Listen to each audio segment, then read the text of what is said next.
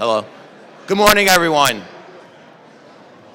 Can I get everyone's attention, please? Thank you. For those of you, unfortunately, we don't have enough seats. That is due to anyone in wheelchairs, that's due to a fire hazard. However, that said, the chairman has designated the committee room 360, which is down the hallway, as an overflow room. We will have the hearing on the TV. So if you want to sit and don't have a seat right now, but care to go to the overflow room, we have staff. Aiden, one of my colleagues, he's raising his hand. Please follow him to 360. We have seats, more than welcome to sit there. If not, and you care to stand, of course, that is your choice, but nevertheless, the chairman has designated 360 as an overflow room. Thank you very much.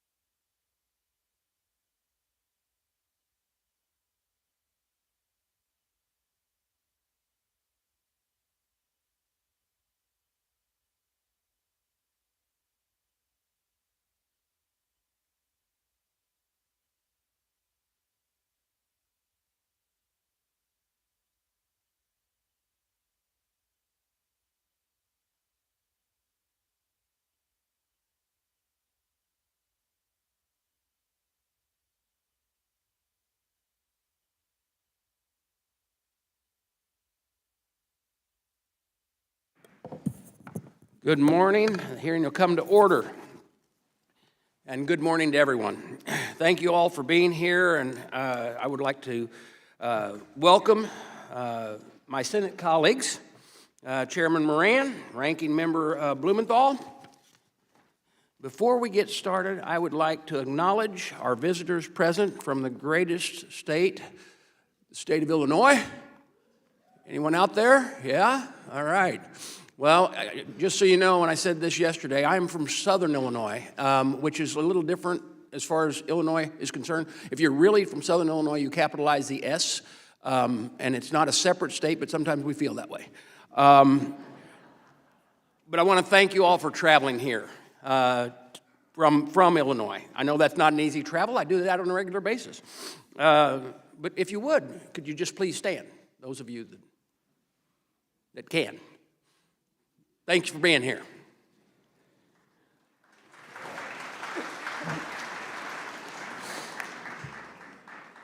And it is an honor to be here with all of you, my fellow Legionnaires. I'm a Marine veteran, and notice we Marines say that, hoorah, right? The Army people, they say that different. But I'm a proud member of Murfreesboro Post 127. And though we're busy, I want to tell you little neat things about Murfreesboro Post 127. It is the Paul Stout Post. And Paul Stout was actually fought as a Marine. I know this. He fought in Bella Wood. Then he fought in the Battle of Bella. And then he was killed in the next, and he was a private. But on his 100th anniversary of his death, we actually at the Paul Stout Post, because we have a local craft brewery, they made a Paul Stout. And so it was wonderful to do that. So I am very happy to talk to you about my post. Now, before you check, I want you to know I've got my dues paid up. So, just, Commander, no, my dues are paid. All right. You know, the American Legion has a dutiful work on behalf of those who have served our country for more than 100 years, and it is a privilege to be part of that organization. With that being said, I also want to welcome Mr. James LaCourcier, the National Commander of the American Legion, and his spouse, Lisa.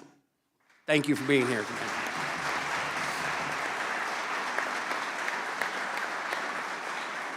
I'm looking forward to continuing our partnership to better serve veterans across the U.S.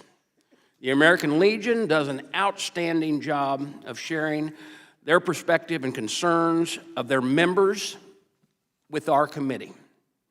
Our work here on the committee is greatly assisted by their dedication to the mission.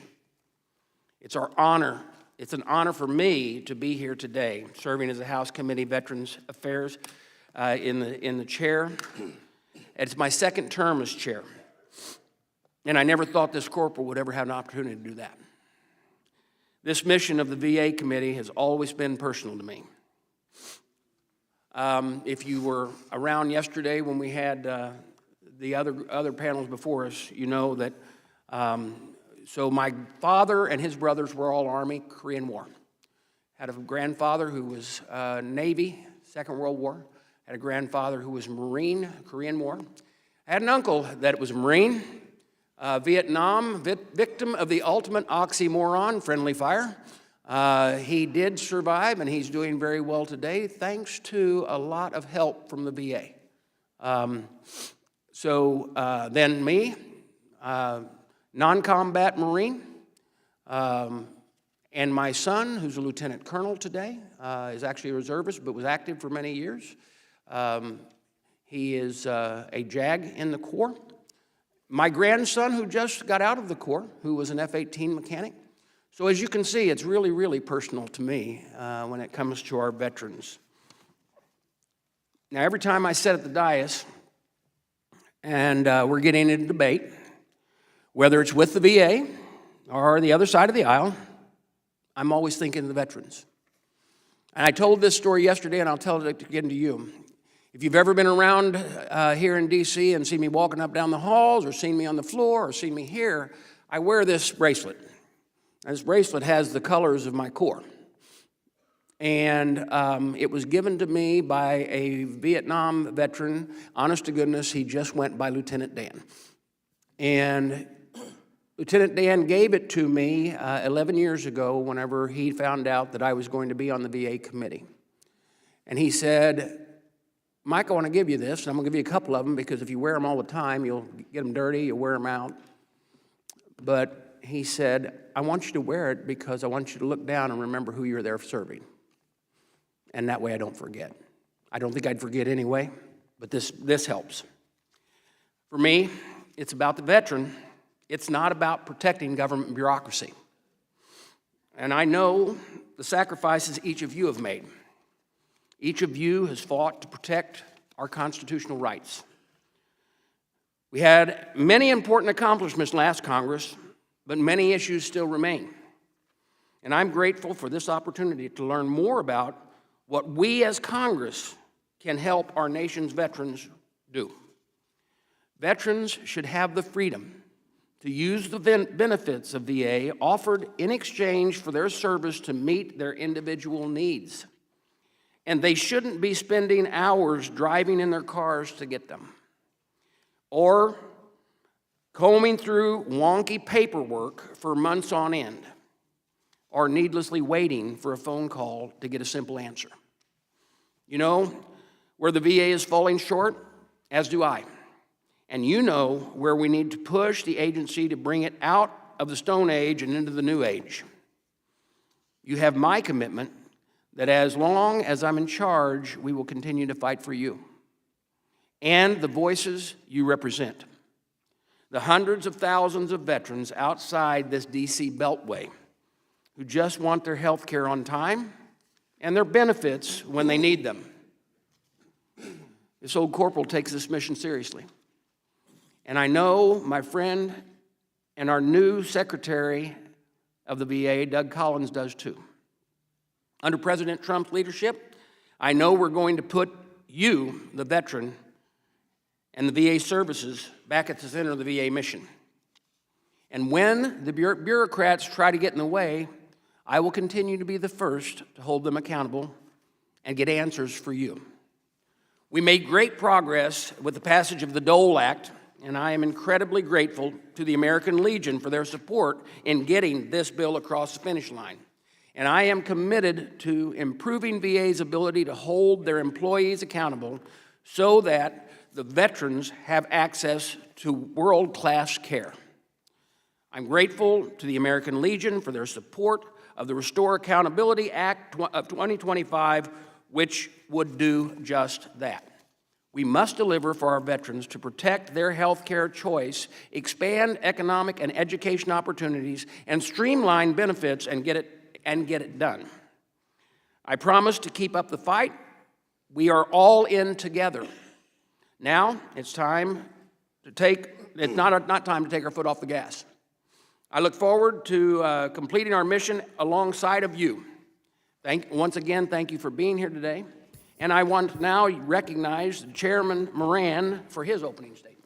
Mr. Chairman, thank you. As I said yesterday, I'm pleased to be with you and my colleagues from the House and the Senate as we examine the desires of a number of VSOs for their agenda for this new Congress. And I thank you for the Commander. Commander, I thank you for your presence here this morning and all the American Legion accompanying witnesses.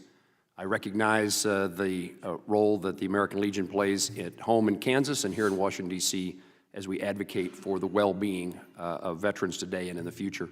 And I welcome any Kansans in the audience and welcome Kansans at home who are paying attention to this hearing today. I want to thank the American Legion for their, and many of the folks on the second panel for their support for the Elizabeth Dole 21st Century Veterans Health Care and Benefits Improvement Act. We must make certain that we don't just pass legislation, but it's implemented in a way that actually serves veterans, and we are continuing to make certain that we take every step to see that's the case in this legislation.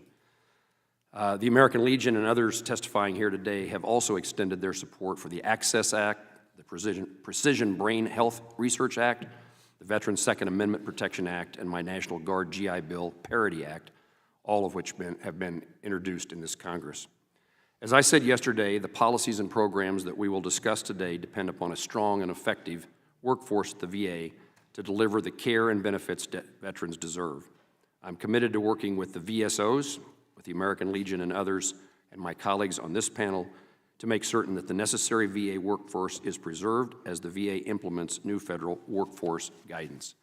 The VA must be forthcoming and transparent with Congress, with the VSOs, and the public about how it's implementing workforce changes and work to avoid or correct actions that could undermine veteran access to care and benefits. Thank you again, Commander LaCourciere, for being here. I look forward to your testimony, and I yield back. Thank you, Senator. I'll now recognize Ranking Member Takano for his opening statement. Well, thank you, Mr. Chairman. Today, we continue our annual series of joint hearings.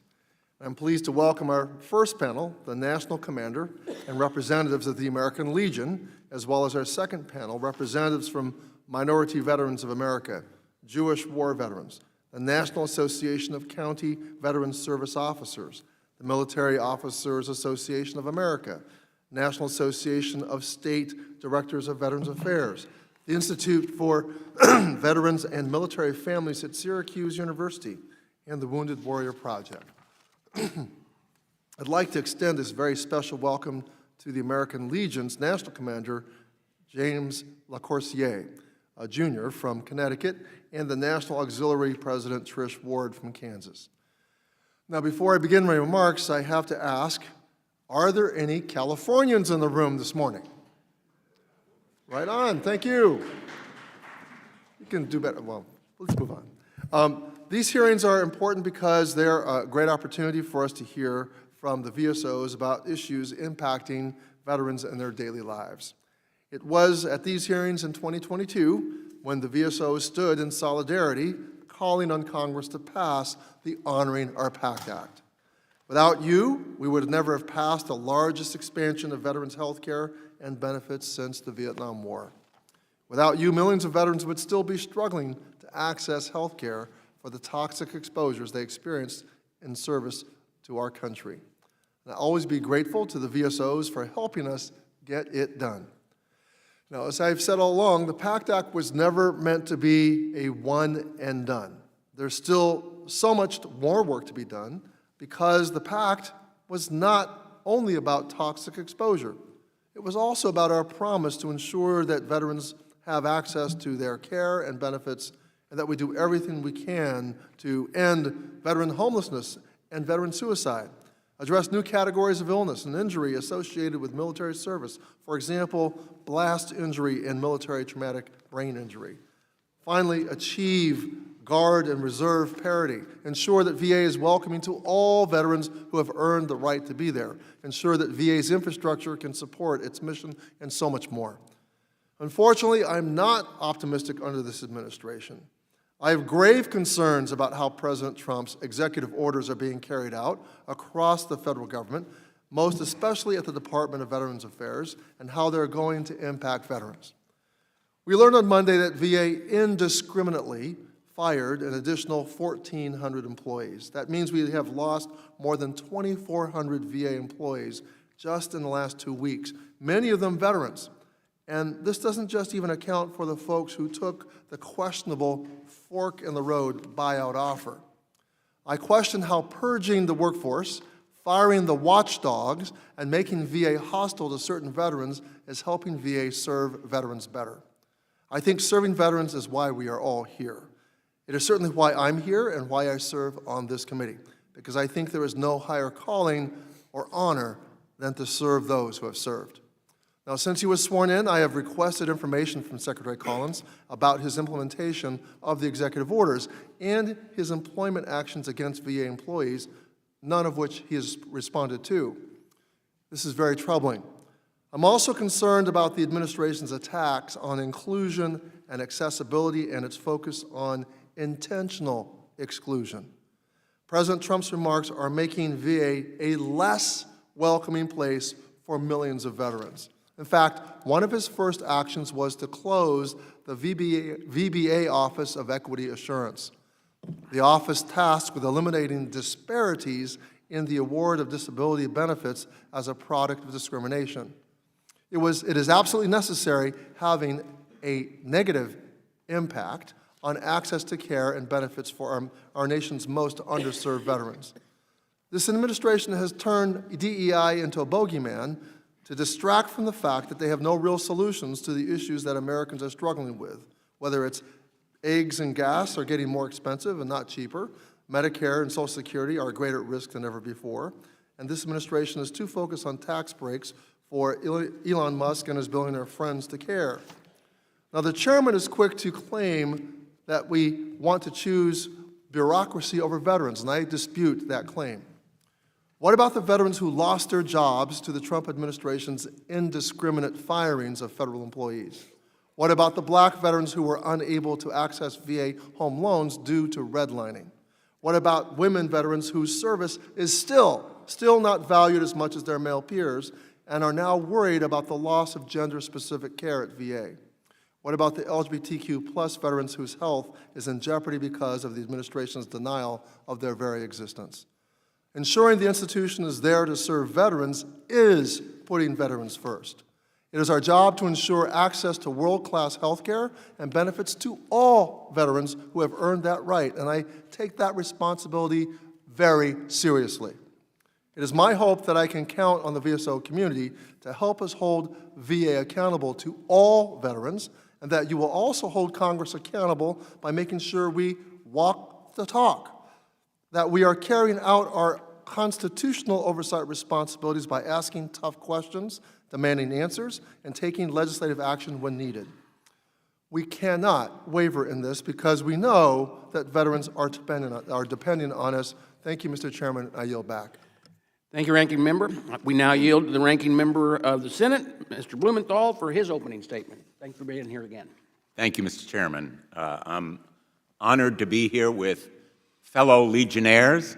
Thank you all for coming today, and the record will reflect that we're standing room only today, and some of the folks who attended had to be siphoned to a different room. Your being here sends a powerful message about how much you care and how you will be a voice for veterans. We can make the speeches from this platform, but you're the ones who get it done, and I'm proud to be a member of the American Legion in Connecticut.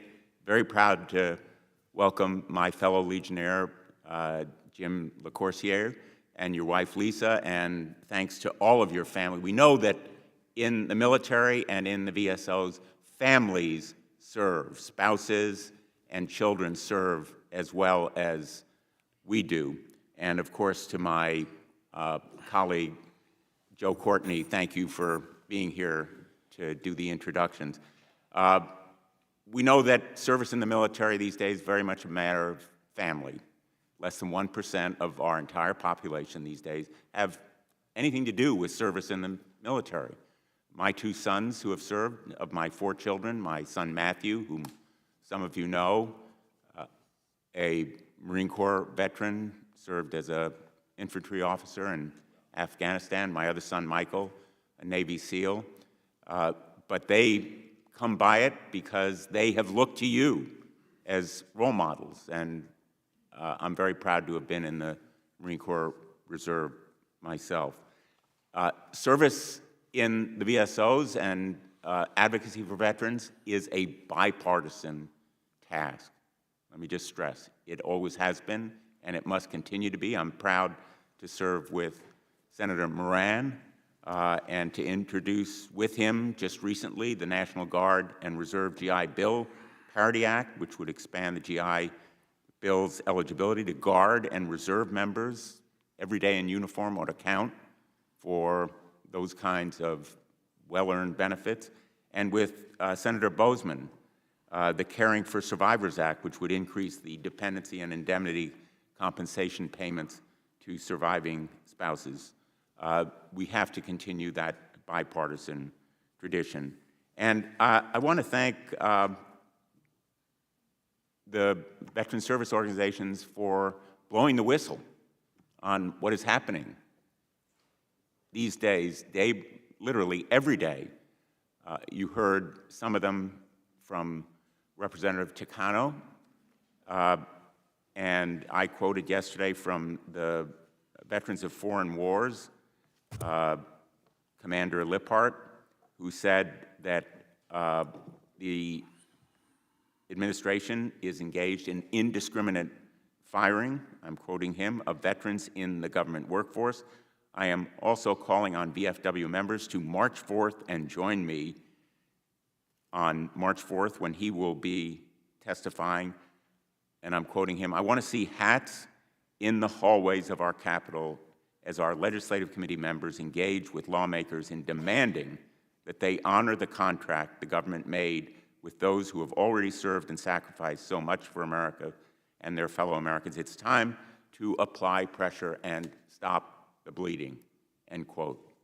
That's on us, all of us, to be there for our veterans, to be their voice and face in protesting the 2,400 firings that have already occurred at the VA. Across the government, 6,000 veterans have been fired from their jobs in government agencies. Just last night, the Secretary of the VA announced cancellation of 875 contracts worth $2 billion.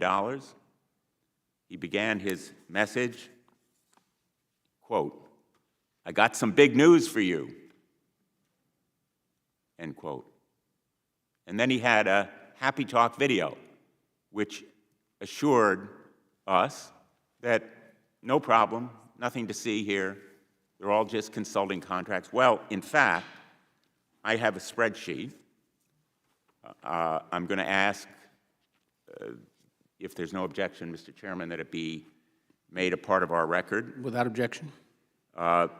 This is a partial list partial list of those 875 contracts that provide direct service to veterans for cancer care, for recruiting of doctors, for decontamination of facilities that are polluted. This list was provided to my office by officials within the VA. It doesn't contain procurement-sensitive information.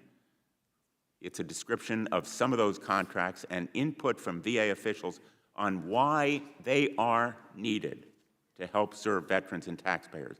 And I'm asking the Secretary to provide us with a clean copy, full disclosure and transparency. And I will ask that it be made part of the record when it's furnished. I've asked a bunch of questions. Without objection. Representative Takano has. I have yet to receive answers. Let me just conclude by saying, and I'm going to quote the VA Secretary in his video, quote, "Don't let nameless sources, even senators and House members who want to scare you and media, who want to perpetuate the line, we are taking care of the veterans." That is belied by those cuts, by the hiring freezes, by the firings that are occurring in real time right now, and they are having a real impact in Connecticut, where veterans are coming to me and saying, for example, the Veterans Crisis Line has been impacted, making a difference in people's lives, saving veterans from potential suicide. I want to thank all of you for being here today and providing that kind of face and voice, which is so essential to making sure that our veterans are represented, that their interests are protected, and that we stop the bleeding. Thank you, Mr. Chairman. Thank you, Ranking Member. Now, once again, my colleagues on the other side of the aisle are choosing to put fear over facts. Last night, they erroneously announced that the VA is canceling 875 contracts, hoping to create panic and score political points. Contracts should be reviewed if they are outdated, redundant, or ineffective. That's good government. You want good government. This is about responsible stewardship to each one of you as a veteran who have fought, to make sure that the facilities and the VA is providing for your needs at the best possible dollar, because not only are you veterans, you're taxpayers. Not only are you taxpayers, but you're also this country. You have fought to make sure our country remains free. And if we don't sensibly handle our budget in this nation and China owns our debt, you will all have fought for naught. Now think about that. Last night, Secretary Collins announced termination of contracts valuing $2 billion. While we do not know the final number of terminated contracts, it is not 875. And reviewing the contract is a best practice that we all should support. You would do it in your household. Why in the world wouldn't we do it at the VA? One, because it usually makes something work better. And two, because it usually makes room for something better to take its place. It's about ensuring every dollar spent by the VA directly supports veterans, not wasteful bureaucracy. And on a couple other issues. When those who have received the slips of being laid off receive those slips, in their slip it says that if you think your job is essential, you can appeal to your supervisor and immediately have a review, and there's due process in place to make sure that no one is lost through that process. And when it comes to the hotline for our veterans experiencing the fear of possibly committing suicide, there were a few backroom employees that unfortunately were included in that list, and they have already been put back on the job. We are doing the thing that we need to do for you as veterans and for you as taxpayers. And with that, we need to move on with the committee. And with that, I want to now yield to our friend and colleague, Representative Courtney, to introduce the American Legion Commander.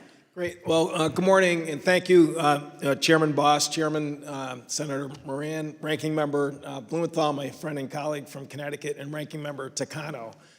And again, it's a great privilege and honor to be here today to introduce the new National Commander of the American Legion, Jim LaCourciere, who is a constituent from Plainfield, Connecticut in the 2nd Congressional District, and also a good friend. We've known each other for many years. It's an exciting moment for Connecticut. It's been 71 years since Legionnaire from Connecticut has held the position as National Commander, and he's somebody who's gotten there the old-fashioned way. He's really earned it. He's an Air Force veteran, served in the 1980s, served overseas in Grenada and Lebanon, honorably discharged, and is, again, after he left the service, began a 27-year journey to get to where he is today as National Commander. His post 91 in Plainfield, Connecticut is a very activist post, very healthy post in terms of membership, put on a lot of veterans events in the district. Actually, Connecticut and Eastern Connecticut has the highest concentration of veterans in New England. We, again, are a district that has the oldest submarine base in America, the Groton submarine base, 9,000 sailors and officers. And sometimes people don't think of New England necessarily as a high concentration veteran area, but the opposite is true. And as I said, Jim,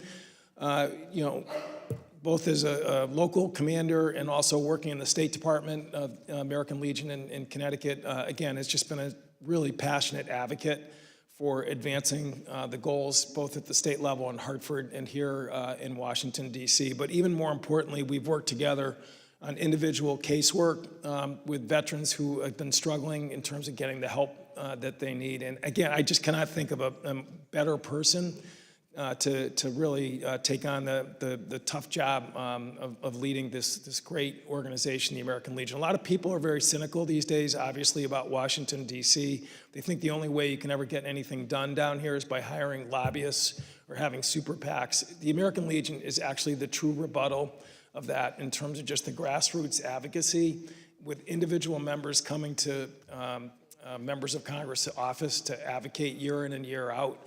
And again, as we've heard from many of the speeches earlier this morning, I mean, there have been some really tremendous success that kind of defy the conventional wisdom that you can never change anything here in Washington. So again, it's my honor to again, introduce and yield to Jim and wish him all the best in terms of his service in the next year as National Commander. And again, I think he's going to do great things for our country. And with that, I yield back. Thank you. Thank you, Congressman Courtney.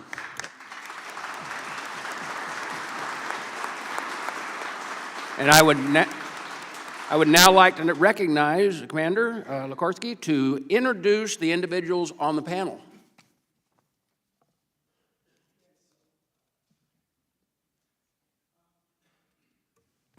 So Jim is joined today by Julia Mathis from the Legislative Department of the American Legion, Director Cole Lyle from the VA&R, Chairman Jay Bowen, also from the VA&R, Chairman Matt Jabout from the great state of Maine as VE&E, and Director Joseph Sharp, VE&E, and Chairman Matt Schuman of Legislative. And welcome to all of them for being here this morning. Thank you all for being here.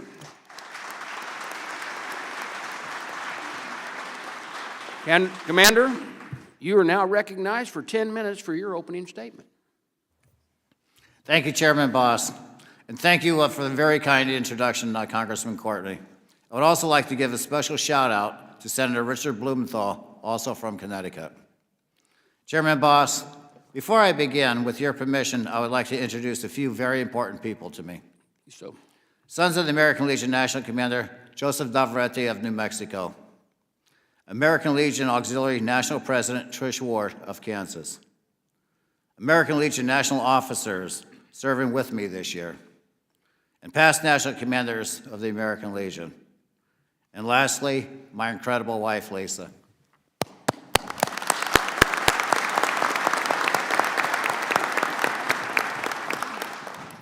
Chairman Boss, Ranking Member Takano, Chairman Moran, Ranking Member Blumenthal, On behalf of the nearly 3 million members of the American Legion family who proudly serve communities, states, and our nation every day, we deeply appreciate the opportunity to discuss our legislative priorities for the 119th Congress. Your distinguished committees focus almost exclusively on our nation's sacred obligation to ensure that veterans of the United States Armed Forces receive the best health care, disability benefits, and respect they deserve after their service. But what I want to put that obligation into a slightly different context. It begins with military service. We are all aware of the recruiting challenges our branches of service have faced in recent years. One frequently stated reason directly points to our work in support for veterans: a propensity to serve.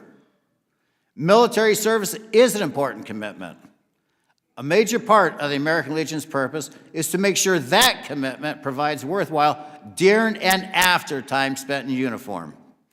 Over the decades, the American Legion has fought to establish and provide continuous oversight for the Department of Veterans Affairs to ensure care for all who have borne the battle.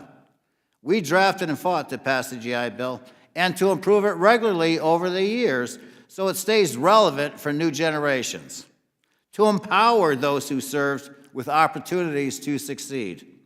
We created a network of trained, accredited service officers to represent veterans in matters with the VA, to ensure that veterans understand the laws that have been passed to help them with health care and disability benefits they earned and deserve. The American Legion demanded accountability for those who were sickened or died due to toxic exposure. And we worked to reduce any stigma associated with seeking mental health care. The American Legion believes that each one of us can and must be the one to help just one other veteran overcome suicide risk. Peer-to-peer support. Put simply, it's what we do. If we fail to live up to these important covenants, the thanks of a grateful nation to those who have sacrificed so much simply falls flat. Young people who have been told that military service will leave them broken or unsupported in the end will think twice about their propensity to serve at all. And that is a matter of national security. We need to change the narrative. We can change the narrative. Service in the United States Armed Forces is hard enough. That service should not create unnecessary hardships. We stand by federal efforts to create a more efficient, cost-effective VA. We must also look closely at connections that can be made better before discharge because they weigh heavily on life afterward. Among our legislation priorities, as has been the case for many years, is completion and implementation of an electronic health records management system that documents deployment and medical history from the day of enlistment throughout a veteran's life. As Chairman Boss has stated, veterans are also taxpayers, and billions of our taxpayer dollars have been spent on this. The result has been delays, unsuccessful pilot programs, flawed infrastructure, and the continued inability of the Department of Defense and VA to make a transition seamless as possible for those leaving service and entering their lives as veterans. Another concern we hear continuously from the newest generation is the ineffectiveness of an outdated transition assistance program, also known as TAP. Members of the Armed Forces deserve the chance to convert their military training and skills into meaningful post-service careers. And that takes an effective, outcome-driven TAP program. A program that takes into account all the challenges of transition, from financial knowledge to career opportunity to mental health services. Otherwise, all that training and all those skills that the United States invested in these service members are left behind, when they could be helping drive the United States economy forward. Veterans left to confront difficult transitions without proper preparation are at risk for a number of bad outcomes, not the least of which is suicide. According to the VA's own research, veterans are most at risk for suicide in the first 12 months after discharge. Additional research has shown that financial strain accounts for 20% of the top 20 risk factors for suicide. A hard look at TAP, which needs to begin earlier for those nearing separation, can lead to a stronger model that will ease transition and advance the propensity to serve. Military service becomes more worthwhile pursue when the rewards of that service are valuable. Chairman Boss, there may be no greater incentive to serve in the United States Armed Forces than the GI Bill. There were 10 planks in the original GI Bill, not just free college tuition. Also included were health care, the ability to affordably purchase a home, business opportunities, and occupational training for the severely disabled so they could re-enter civilian life empowered with purpose. Many said the GI Bill would break the Treasury. In fact, it returns $7 for every taxpayer dollar invested. It built the American middle class, which our nation has enjoyed for over half a century and still enjoys today. And now, as we continue to seek congressional action to provide GI Bill parity for National Guard and Reserve veterans, we must ask, why wouldn't we? All we have is proof that it works. We can change the narrative about the outcomes of military service. We can change it with tangible steps, such as highly efficient VA healthcare and benefit systems that are easier to access and navigate, regardless of whether you live in a big city or in rural Kansas or Illinois, using telehealth, community providers, or traditional VA facilities. Mental health support without stigmatization, and advance what we call post-traumatic growth to empower those so effective to not only recover, but to thrive. A TAP program and GI Bill that truly live up to the promises our nation has made to those who have chosen the path of military service.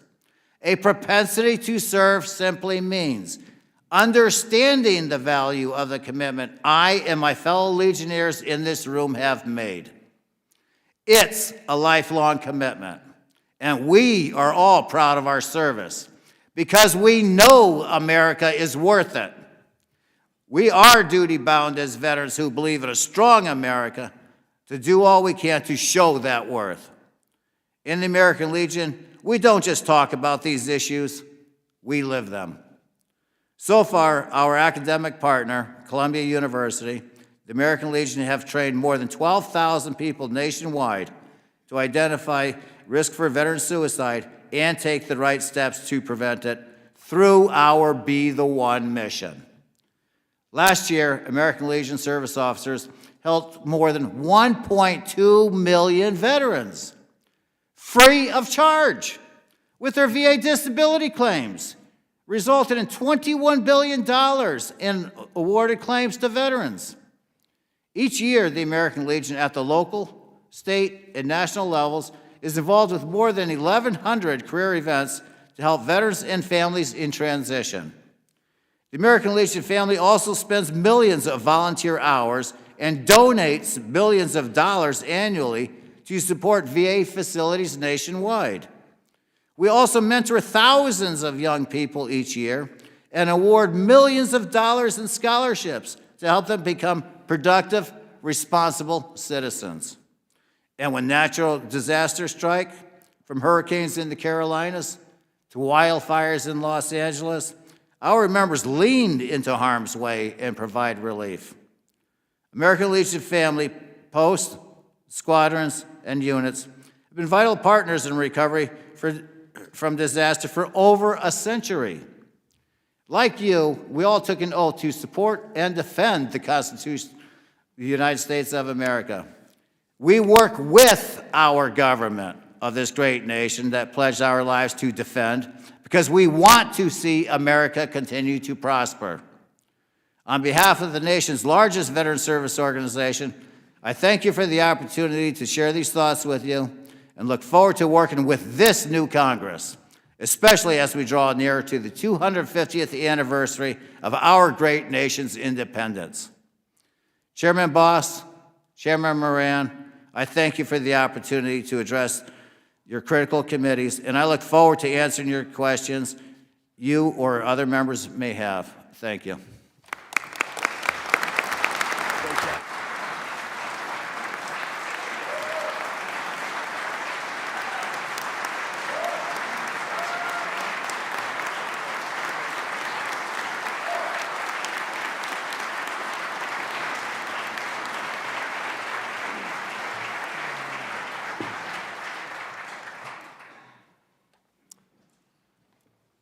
Commander LaCourciere, thank you for your very forceful testimony. Thank you for your presence and your colleagues here today.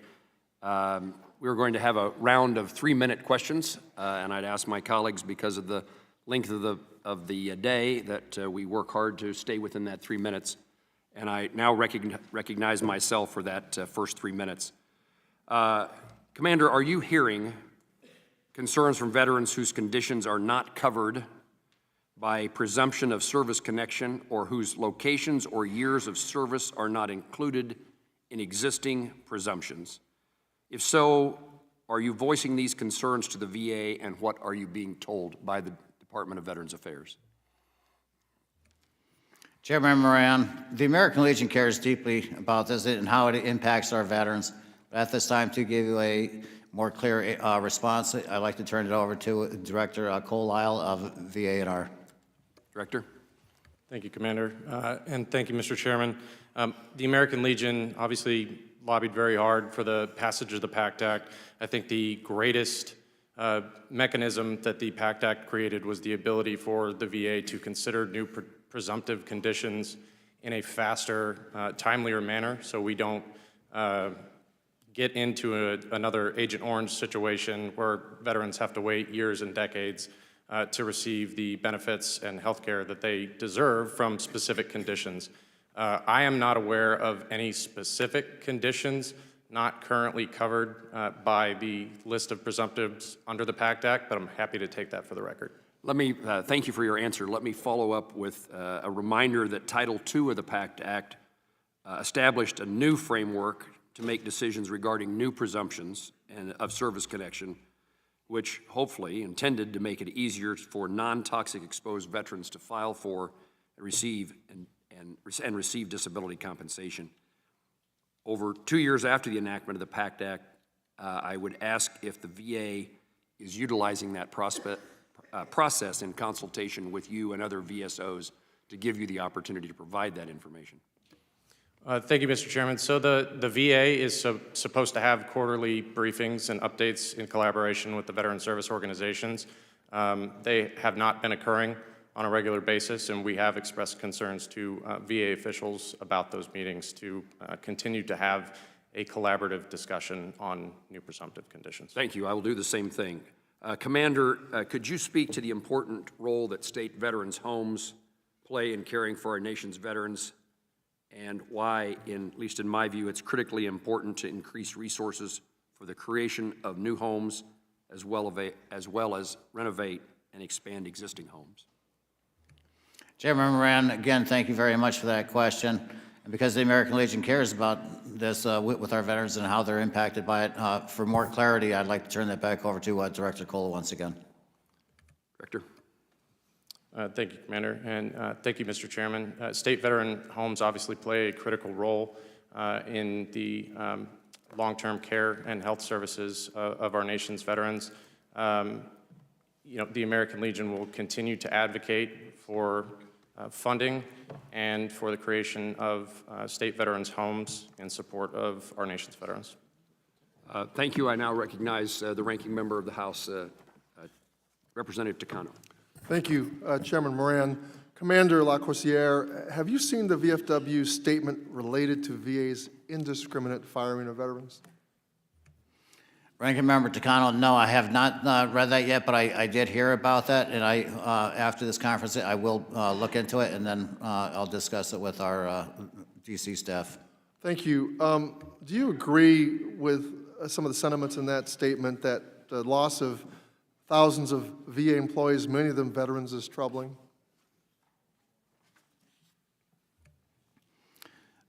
Ranking Member Takano, because the American Legion fights to protect and oversee the care and well-being of our veterans on a daily basis, once again, I'd like to turn this back over to Director Cole.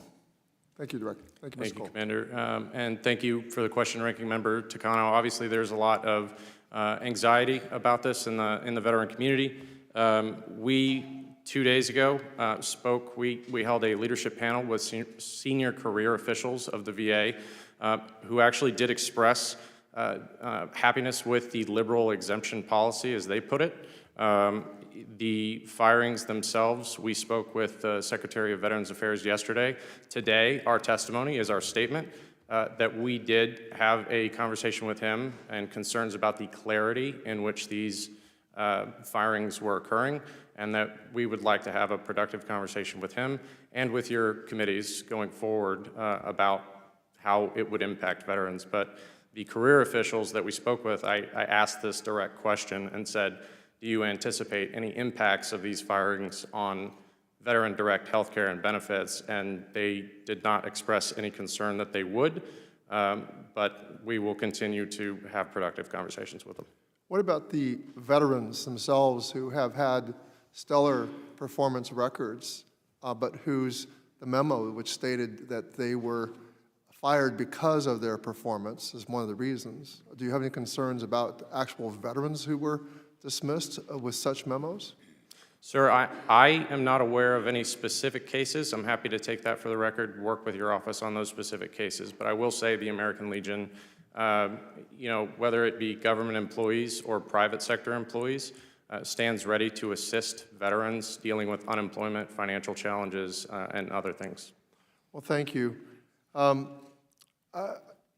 Mr. Commander Lacroix, I see in your written testimony the American Legion recognizes the importance of balancing the use of community care with VA direct care, and that VA's aging infrastructure is a contributor to the misbalance we're seeing. How do you think we should address this to ensure that there's always a VA for veterans to go to? Ranking Member Takano, in all respect and to save on time, I'm going to turn that over to Director Cole again, please. Thank you, Commander. Community care and the codification of access standards, I think the American Legion thinks is the right way to go to ensure veterans can get the care they need when they need it. I think to a large extent, infrastructure obviously plays a huge role in the VA's internal capacity to be able to care for them. And we have expressed a desire for increased appropriations for major and minor construction, an increase in flexibility of leasing, so that the VA is able to handle, preferably get the care at the VA rather than sending them out into the community. But ultimately, the veteran must come first, and that decision must be between a veteran and their provider based on their best medical interest. Senator Blumenthal. Thanks, Mr. Chairman. I quoted earlier Secretary Collins, who said that you should disregard senators and House members who want to scare you. We're telling you the truth, and it is scary. And I urge you to ask for the facts about those VA employees who've been fired, employees with years of service who have good performance reviews.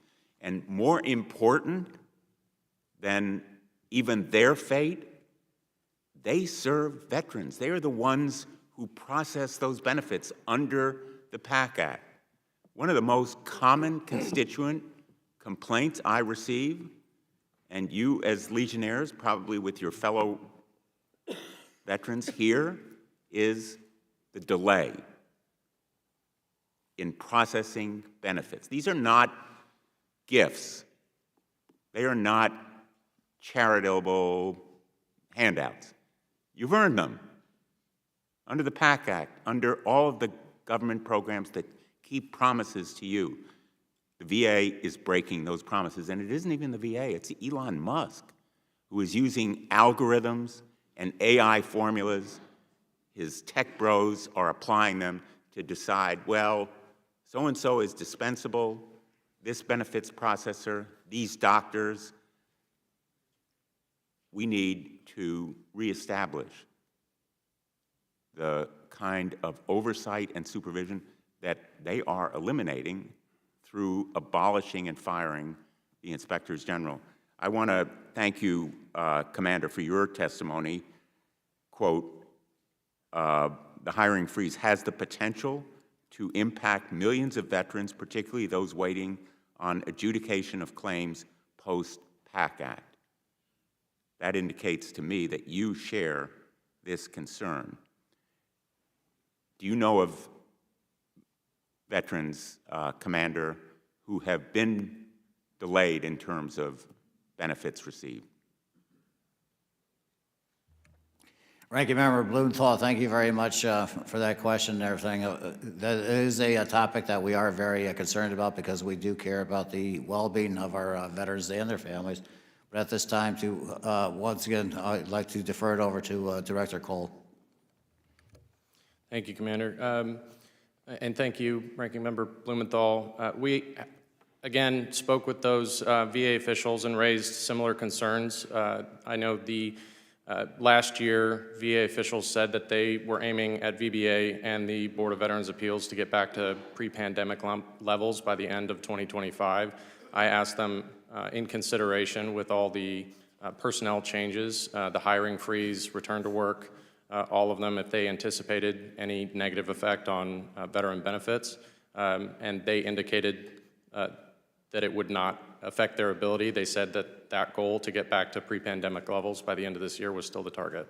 Well, let me suggest that you apply a high degree of skepticism to the happy talk and smiley faces of the VA, who obviously have a party line to espouse, and talk to your members, talk to veterans, talk to real people who are suffering real impacts, not just on the processing of benefits in a timely way, but also Veterans Crisis Line that save people from suicide, recruiting of doctors.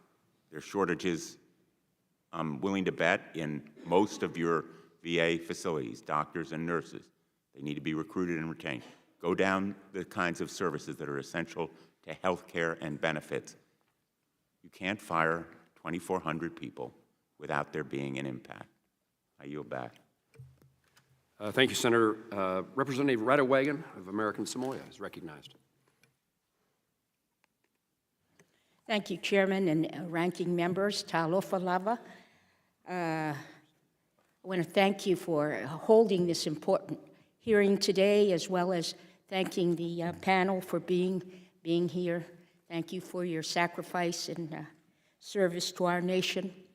And my home district is almost 10,000 miles from Washington, D.C., so I'm just wondering if we have a veteran or two who has traveled all the way in from the Pacific Islands. Probably not, but I thought I'd ask. All right. Thank you so much.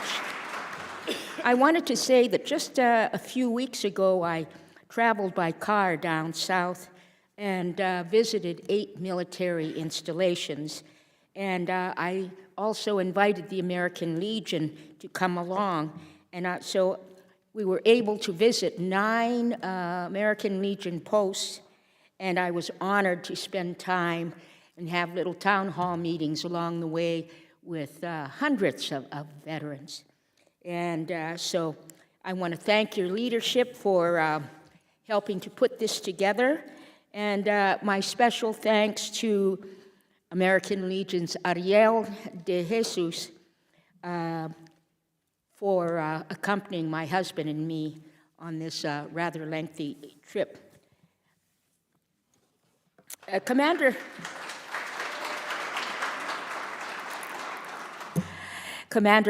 LeCourcier, the American Legion supports the Restore VA Accountability Act of 2025. Why is it important to provide additional tools to address poor performance and ensure that VA is serving all veterans with the highest standards? Commander? Thank you for that question, Ms. Radwigan. The American Legion, once again, we do care about the care and well-being of our veterans. I'd like to turn this back over to Director Cole again. Thank you, Commander, and thank you, Congresswoman. I know that Ariel very much enjoyed his trip with you through those states' 8 military bases. The American Legion has several resolutions in support of accountability and efficiency at the Department of Veterans Affairs. We believe that the VA should be an agency that is accountable to the veterans that it serves. We know that last year, the Office of Inspector General produced 100 and some odd reports to the tune of about $9.2 billion in monetary impact. So we know that it exists. There's efficiencies to be made, and we have supported the Accountability Act in the past. Thank you, Mr. Chairman. I yield back the balance of my time. Thank you, Representative. Senator Tillis is recognized. Thank you, Mr. Chairman. Welcome to all of you, and thank you for your service and continuing to serve. I think it was Senator Blumenthal that said that real people are suffering with real impacts. Did that just start 3 weeks ago in the VA? Real people suffering real impacts? Or do we have unacceptable wait times and fewer options for members who are in stress? So in other words, is this a new phenomenon, or do we have work to do that predated the transition? Commander. Senator Tillis, thank you very much for that question and everything. And I'd like to start by just saying that any wait time is unacceptable. Is unacceptable. It was an unfair question because but we would like to respond to that in a professional manner from the American Legion. Well, good. Let me just revise it. What I'm particularly interested in, I don't know, and like I said yesterday in the DAV hearing, that I'm a very boring management consultant that's driven by facts. So what I want to know is of the terminations that we have seen, or the separations today, have they been stratified in a way to where I know if they're physicians, physical therapists, nurses, people on the front line, critical positions, if they're in the customer-facing organization. I'm asking for that information, and if we found some bad separations, I'll make it known. I'm just wondering whether or not y'all have access to that information yet. And Ms. Mathis, I'll leave it to you. Thank you, Senator Tillis, and thank you, Commander. We do not have that information in hand right now. We have intention to be in close dialogue with the VA, but also with the veterans to find out exactly what the issues are and to monitor what will be the impacts. It does matter to us. I want that as quick. I mean, you've got the eyes on the ground, and if there is a personnel separation that has had an appreciable impact on serving veterans, then I'll be the first one to go to the Senate floor and say this has to stop. But what I think is unhelpful is when we just have this incoming going in every direction. People are only talking about the top-line political comments that get you on TV. They're not talking about trying to measure whether or not there are real impacts that we need to worry about, whether or not we need to communicate that if there are any further reductions in force or realignments, we need to be advised on it very, very quickly. So I would really, you all are an extraordinary organization. I see some familiar faces and friends here at the dais that I wish I had more time to speak with. But as we go through this transformation, I'm holding out the hope that this is all about getting the most critical people, the most important service levels for veterans improved.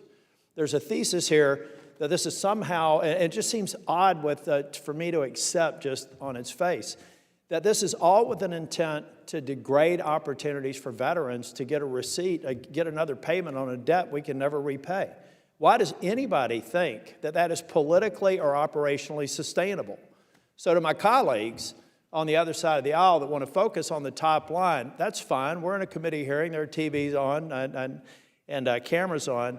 But behind the scenes, why don't we look and really determine to what extent, if any, these reductions are having an appreciable impact on the service levels that I believe that every veteran deserves. They should be top quartile. And I thank you all. As you get information, make sure you report back to me. God bless you all. And anybody in and around North Carolina out there? There you go. Thank you. Thank you, Senator. Congressman Conaway. You're recognized for 3 minutes. Well, I think I just realized how to recognize someone from North Carolina. Thank you, Chairman Bost, and thank you certainly to the American Legion. As a fellow Legionnaire, I'm certainly very pleased to be with you today. As a doctor, I'm troubled and greatly disappointed by the actions taken by the VA to terminate nursing assistants, supply technicians, schedulers who support doctors in their work and their shared work to provide life-saving treatment to veterans. Without adequate support staff, physicians will be overwhelmed with scheduling, paperwork, and other administrative tasks, leaving them with less time to care for veterans. And we've heard that we've lost a contractor that had great success in recruiting much-needed physicians into the VA workforce. And of course, these terminations go to the very heart of the wait times that all of us find so unacceptable.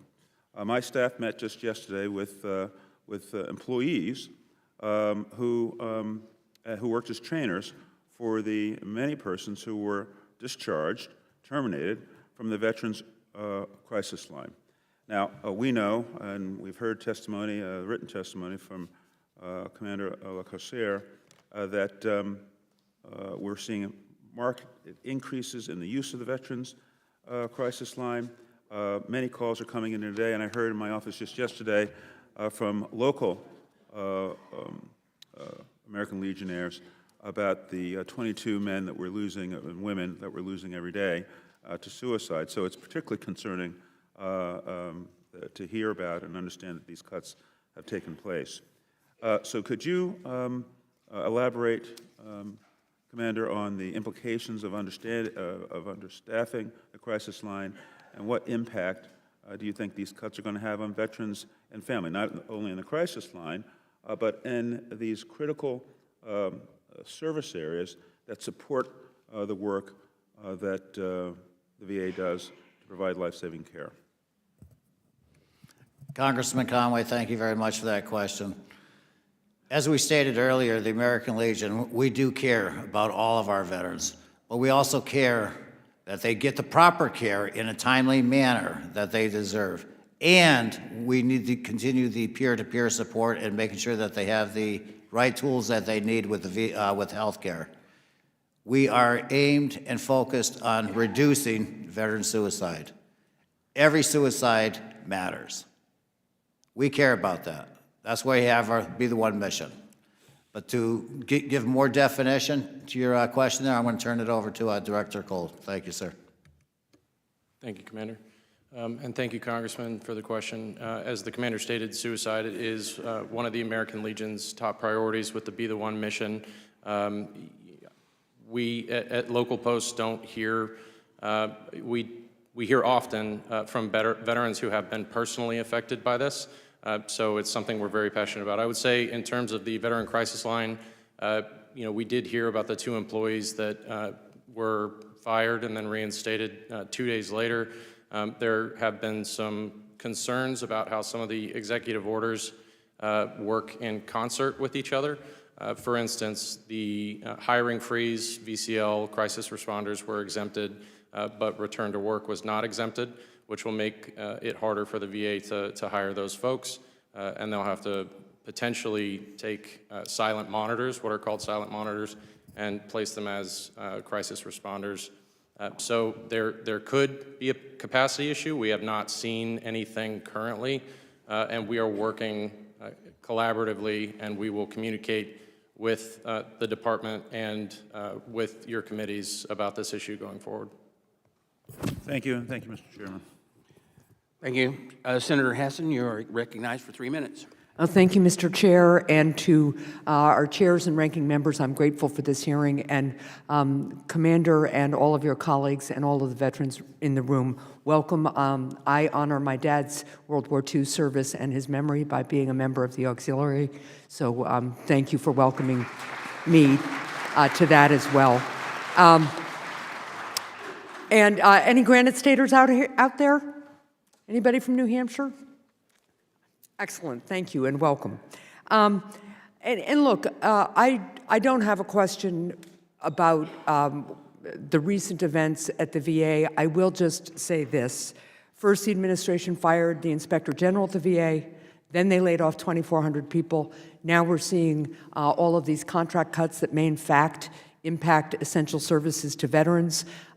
My job is to ask why, and my job as a former governor is to say you don't make indiscriminate cuts, you don't churn employees, you don't just do categories of cuts willy-nilly.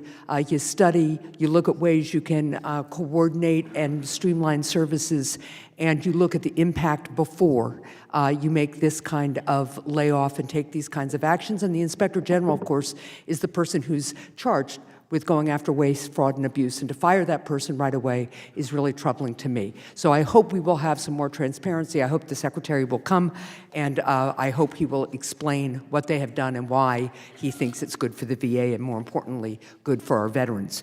Commander, I did want to ask about improving VA facilities. I want to start by thanking the American Legion for your continued advocacy on behalf of all veterans.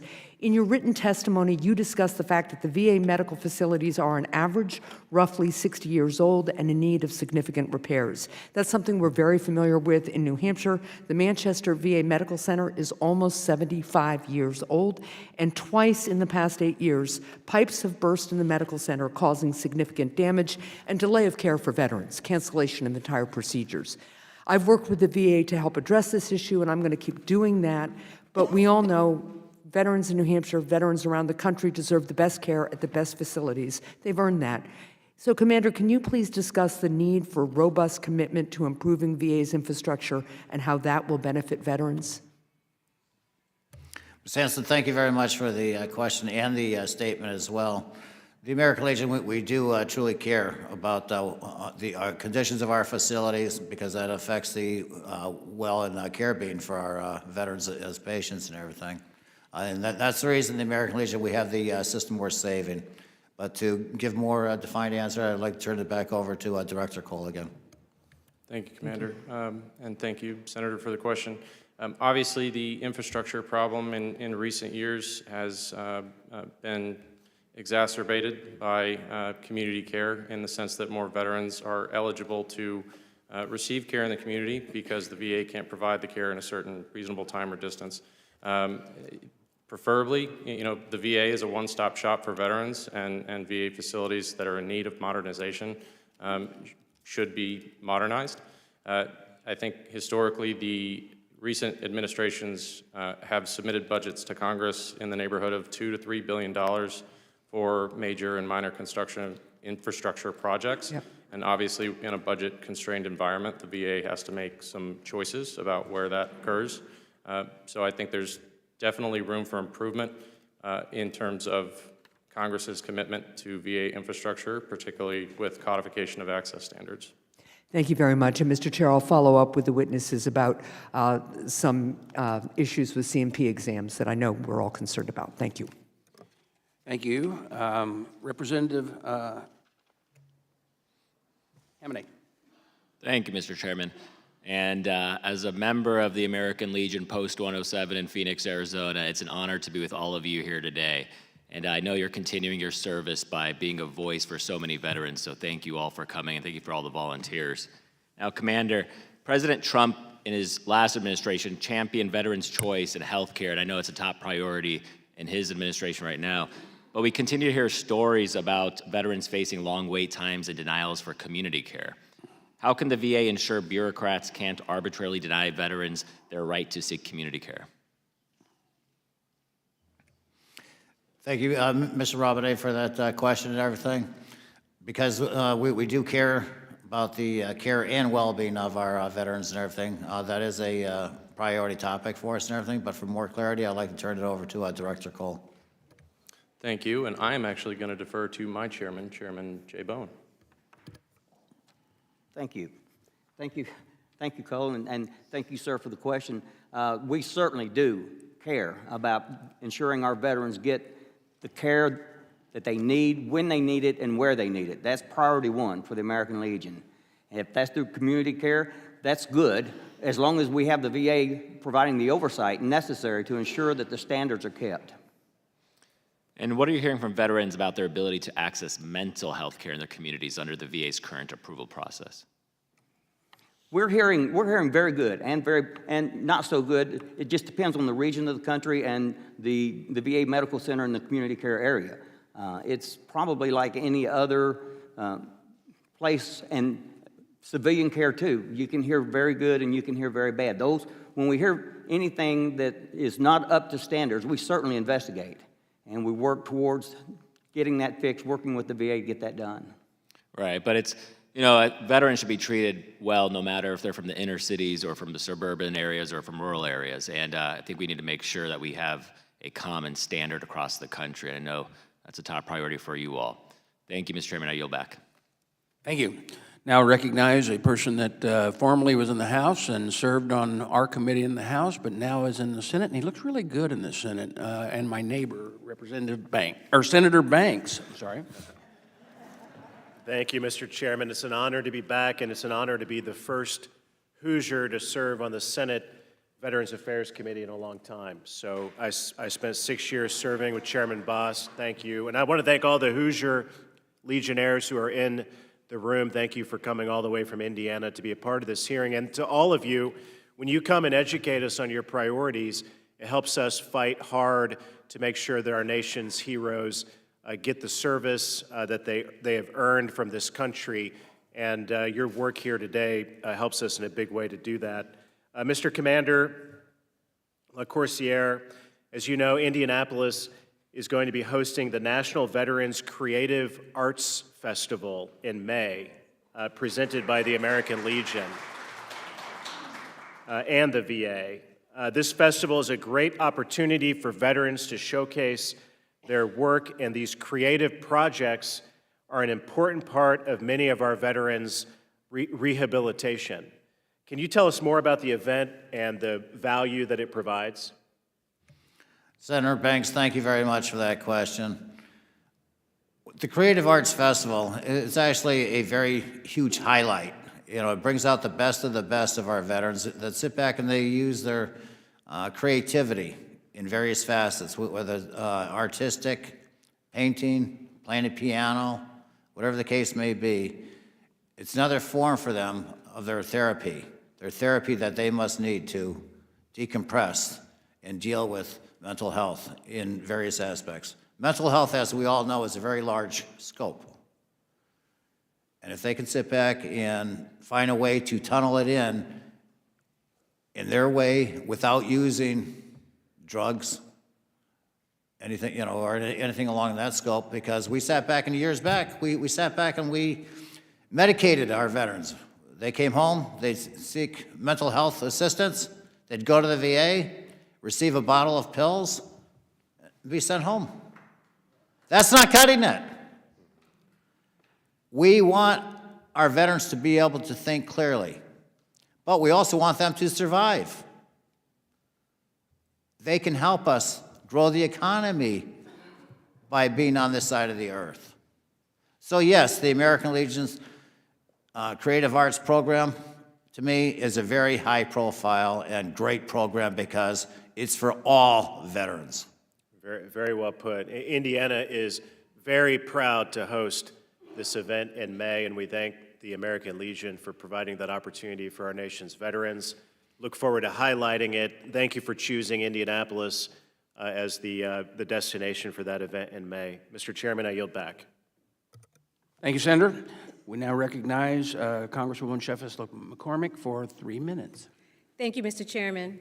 I'm going to start by echoing the comments that I made yesterday. Any cut that has the potential to hurt just one veteran must be taken off the table immediately. Our veterans deserve better than to be collateral damage from hasty cost-cutting measures, such as misguided efforts with not only burden American taxpayers with greater expenses, but also deprive our brave men and women of the services that they rightfully deserve. Let's prioritize our veterans and ensure that they receive the support and the help that they've earned. For example, to take the Veterans Crisis Line last week, it was reported that DOJ fired employees who worked the Veterans Crisis Line and then subsequently scrambled to rehire them. In fact, a large majority of our Veteran Crisis Line workers are, in fact, veterans themselves who have lost their jobs. This, to me, is appalling and ridiculous. Mr. LeCroussier, is firing workers for the Veterans Crisis Line in line with your recommendation under the B1 campaign to train 100,000 people in suicide prevention? Ms. McCormick, thank you very much for that question. Because we do care about our veterans and everything, but I also want to not waste your time. I'll give you a clear answer. I'm going to turn that over to Director Cole, please. Thank you, Commander, and thank you, Congresswoman. There's been a lot of changes very quickly in the last month.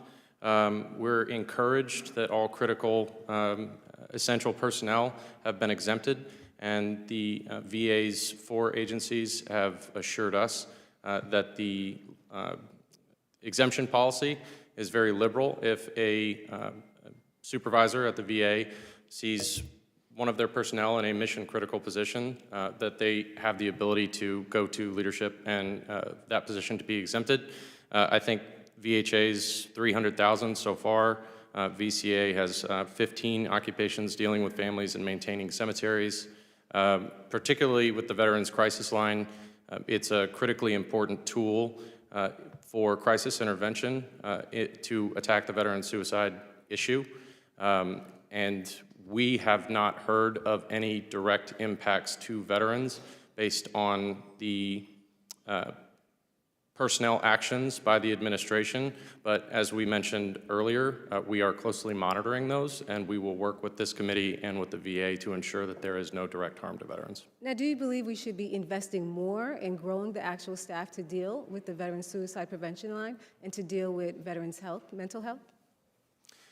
Thank you, Congresswoman. Yeah, I think the Veteran Crisis Line is an important tool in crisis intervention, but I think the broader problem of suicide prevention, the point of Be the One, is to get non-traditional approaches, upstream problems solved before the veteran even gets to that crisis point. So I think our efforts are focused in Be the One and more broadly in government policy to ensure that the VA is starting to attack those upstream problems like financial stress, relationship stress, housing, transportation, things like that, before it gets to the point where they need to call the Veteran Crisis Line or they need to go to the emergency room for an emergency mental health appointment. If I may add to that, Matt. Yes. We are also very engaged in growing peer-to-peer support, and we are also, the American Legion very much supports the Fox Grant Program for these alternative methods, community-based methods to get veterans who are in crisis or perhaps maybe just foundering a little bit, connected with other veterans who can help put an arm around them and maybe bring them back to a little bit safer ground. We are a big fan of the veteran-to-veteran and peer-to-peer support. So whatever programs that these committees can support to do that, we will do our best on this side to push that out to the greatest reach we can get. Thank you. Thank you. Well, thank you everyone for your service and for being here. And we're committed to make sure we're investing in those programs that would help all of our veterans. Thank you very much. Senator King, you're now recognized for 3 minutes. Thank you. The first thing I want to do is thank everyone for being here. The Legion has never had a more important moment than this one. To defend our veterans, to defend the Veterans Administration, to defend the service that's being provided to veterans. We need your voice. Yes, it's early in this process. We don't know where it's going. We don't know how many more firings there will be. You've got to let us know what's going on the ground. That's a very important role that you have. And Matthew, I'm delighted to see Maine at the table. Thank you for being here, sir. Let me put this into a little bit of perspective. We know we've had 2,400 firings in the last 2 weeks, but don't forget we had a hiring freeze, and with normal attrition, we probably lost another 2,000 people. So we're really talking about almost 5,000 people out of the VA service. And it bothers me when people talk about bureaucrats. They say, we're going to protect the doctors, and we're going to protect the direct service workers. If nobody's there to answer the phone when a veteran calls for an appointment, that's a denial of benefits. And so this idea that bureaucrats aren't important really galls me. And the secretary the other day said, after all these cuts, in fact, veterans are going to notice a change for the better. It reminds me of the old country song, who are you going to believe, me or your own lying eyes? I want you to tell us what's actually happening. The PACT Act backlog is not going to be helped by removing people who are in the service of other veterans. Now, I do want to talk about transition for a minute. Be the One is one of the most important initiatives going on in the country right now. Thank you for staffing that, for setting it up, and for making it actually happen. I've thought...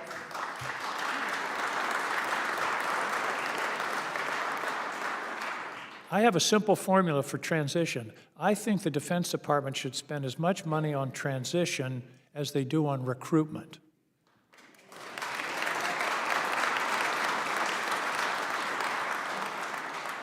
And one of the things that we're working on here is something called the TAP Promotion Act, which would bring VSOs into the process of the transition. We've got to have a warm handoff. I think you quoted a number. The bulk, not the bulk, but a very large percentage of the suicides are in the first year or two after transition. That's a place where we really need to give some effort. Commander, tell me about how important you think transition is. Mr. King, thank you very much for that question. The TAP program is very critical. It's a very important element in that they get their full 365 days to transition and educate themselves on it. As we all know, the more knowledge you have, and it gives you a much better sense of direction on where to go for what you need, but it also serves you in the right direction for gainful future employment, you know. As we all know, employment, you know, also steers you in the right direction for stability with your family, and it also helps drive the economy forward. Too often, we sit back and they don't know where to go for assistance when they get out of the military. I'm not just saying that the second you get out of the military, you need assistance, but down the road, you may need that assistance. They need to be forwarded all the tools and resources where they go. You know, even get a start in their next career, you know, as they take off the uniform. Well, my vision is someone meets you at the airport when you come home and says, welcome home. Here's what the VA can do for you. Here are the programs. Give me a call if you need any help. That's where things like the Be the One program can make such a difference. Thank you again for what you're doing. Be our eyes and ears. Let us know what's happening out there so we can protect and defend the most sacred obligation this government has, which is to its veterans. Thank you, Commander. Thank you. Dr. Miller-Meeks. Thank you very much, Chairman Bost, for holding this meeting. Thank you to all of our witnesses. As a 24-year military veteran, married to a 30-year military veteran whose father was Air Force, 5 of her siblings were either in the Army, the Air Force, or the Marines, I thank you all for your service and the ability for you all to be here, defend our democracy, and allow us to actually have this hearing today on what we're doing for our veterans and the debt of gratitude that we owe them. Let me just ask a question. Are you all glad the kiosks are coming back? It's one of the times when, you know, people in Washington, D.C. don't listen to their veterans, plan a program, and then find out that it backfires on them because what they thought was a good idea really wasn't a good idea for the population that we serve.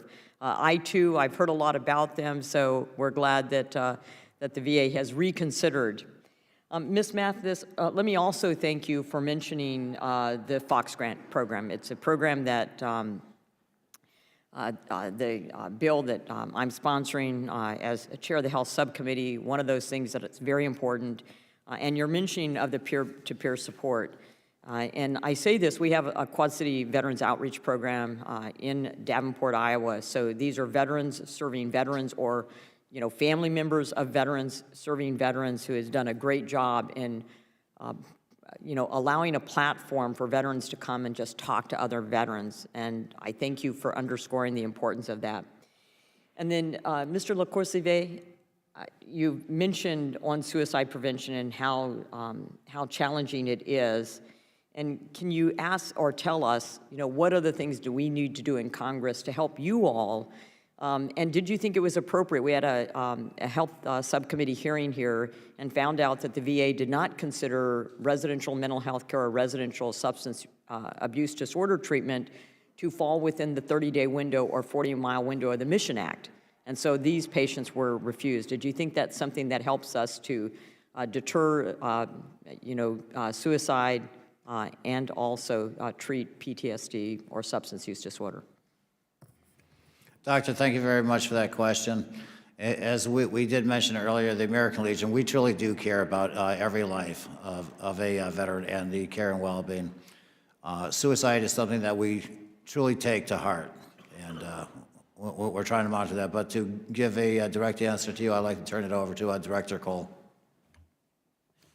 Well, thank you, Commander. I think in our testimony and the American Legion's efforts in Be the One, there are several changes. I think the Fox Grant program is a great example of a program that gives resources to local and state-level organizations that may not be suicide prevention per se, but they help attack those upstream problems that financial assistance that I mentioned earlier.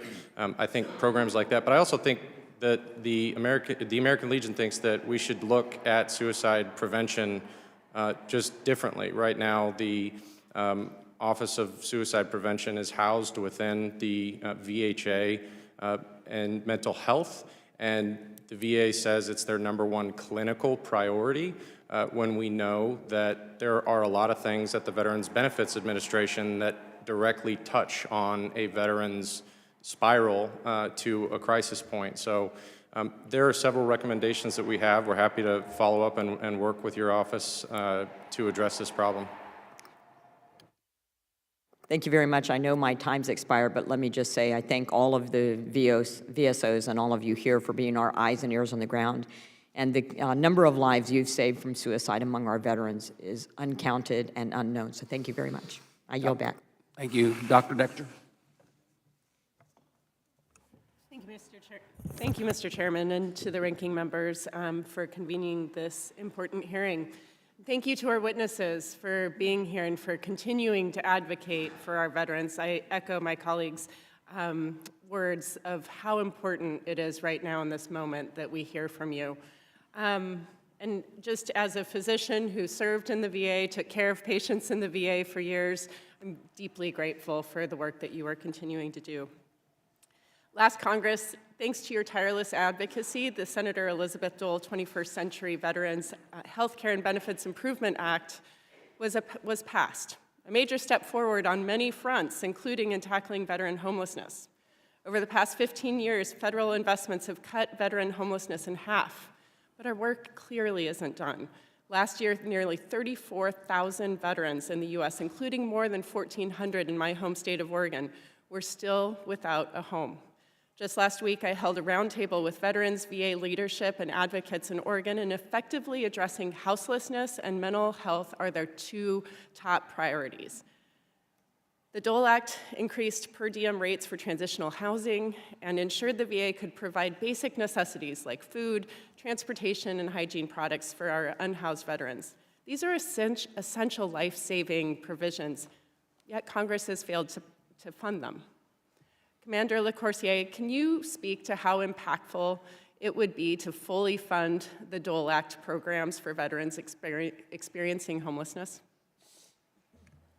Doctor, thank you very much for that question and everything. And yes, the American Legion, we're ecstatic to see the Dole Act get across the hurdle and everything. When it comes to veteran homelessness, we care about veteran homelessness as much as we do about veteran suicide.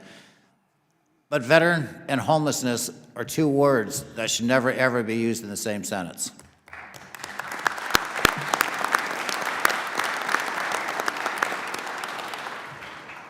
You're talking about the troops that protected and served for this country. And almost every veteran that's ever served this country will continue serving the country even after they take the uniform off.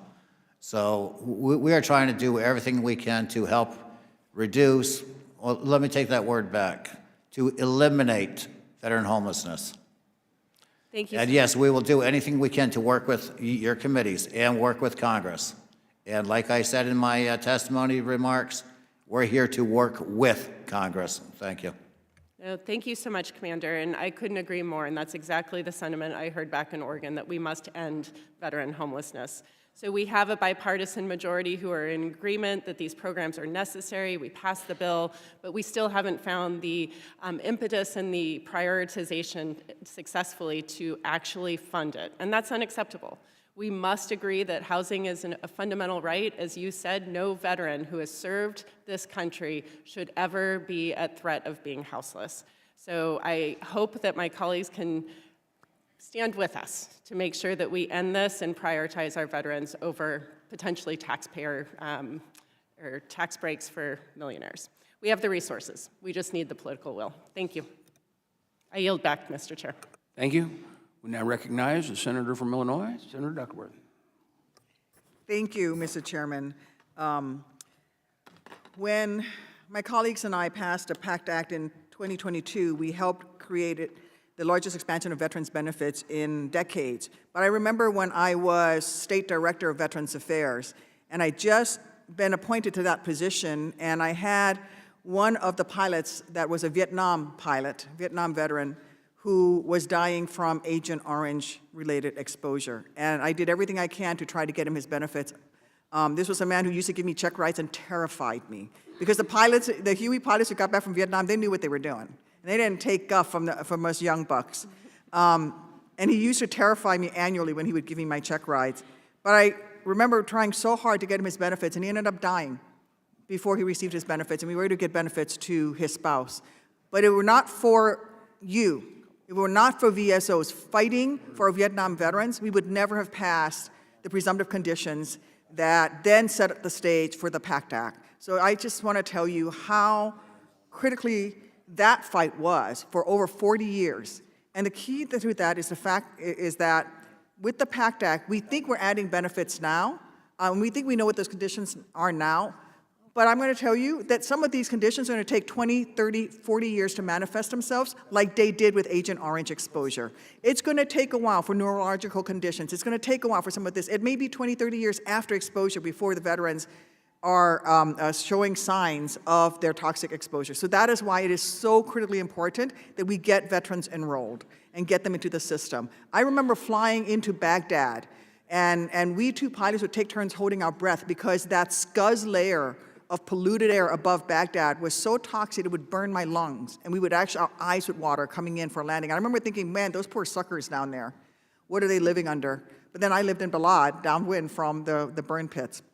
And so I'm here because you have always been at the forefront, forcing this nation to live up to our promises to veterans. But I will tell you that right now, President Trump and Elon Musk firing all of these Veterans Affairs employees is not helping the case. And I know the Secretary of Veterans Affairs came out and said that no VITO employees were fired.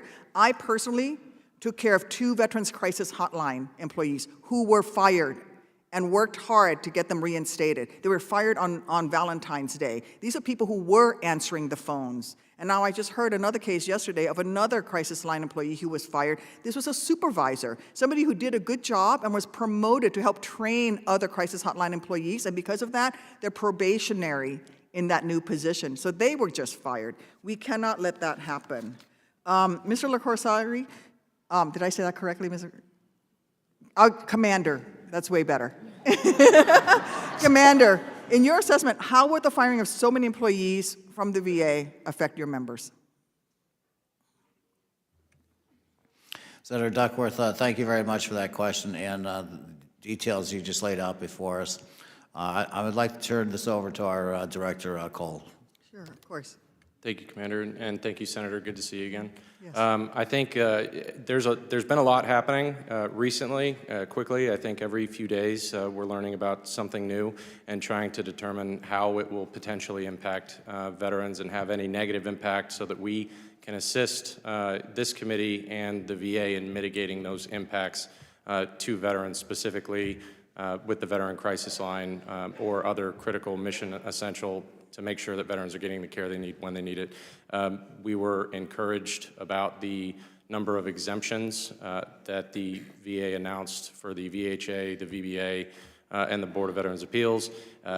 We've also been told by career officials at the VA, not politicals, that they were happy with what they called a liberal exemption policy And we will continue to work with you and Legionnaires on the ground to identify those potential impacts and bring them to you and the VA as soon as possible. I would appreciate that, and I would ask all of your members, if you know of cases, to bring them to me, because as I said, and I have personally been involved in at least 3, and I have the receipts because I have the letters that they received, and these were people answering the phones when a veteran calls. That crisis hotline has a 9-second response rate, and that is critically important.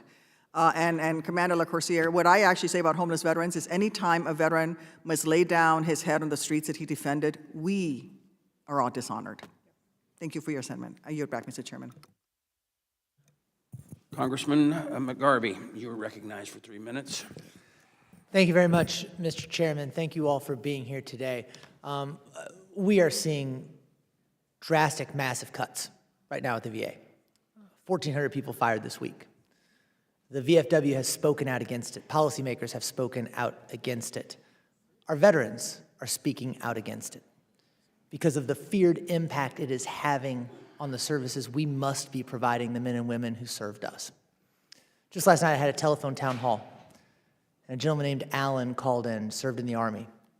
He was at the VA getting health care, and one of the things he told me about, he said, the people here are scared. Morale is down. They don't know if they're going to have their jobs.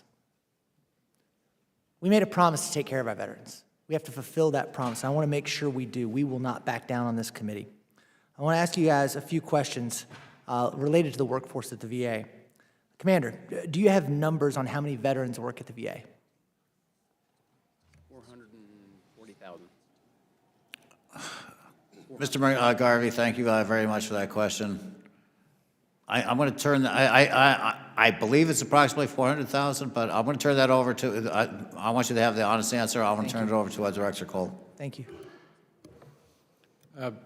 Thank you, Commander. Thank you, sir. I don't have a specific exact number that I can give you right now, but I believe it's in the neighborhood of 360,000. Amazing. Do you know what percentage that is of VA's workforce? VA's total workforce is 469,000 employees. That has increased from, I believe, about 49,000 in FY01. So significant increase. A huge percentage of veterans work at the VA. Yep. We have not been able to track down a solid number for how many veterans have lost their jobs in these mass firings. Do you guys have that number? We do not, sir. Okay. About how many military spouses have lost their jobs in these firings? We haven't been able to track that down either. No, sir. Right, and part of the reason we don't know this is because of how this was done. There was no impact analysis done before they laid off all these people, no impact of how it would impact our service members currently with their military spouses, our veterans, and the people we're supposed to serve. We got 30 seconds left. I told you about what I'm hearing from my veterans in Louisville, Kentucky. What are you all hearing from your members about the impact this is going to have?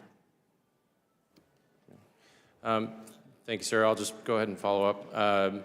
I think the lack of clarity, which we did discuss with the Secretary in our meeting yesterday and then with VA officials on Monday from all 4 administrations, that we need more clarity on who specifically is being impacted, and we encourage them to proactively message with us, the committees, and veterans in the country about those impacts. But as of now, we don't have that information. Yeah, that was a very nice way to say that we're afraid this might be screwing our veterans. So let us know we're going to keep that from happening. Mr. Chairman, I yield back.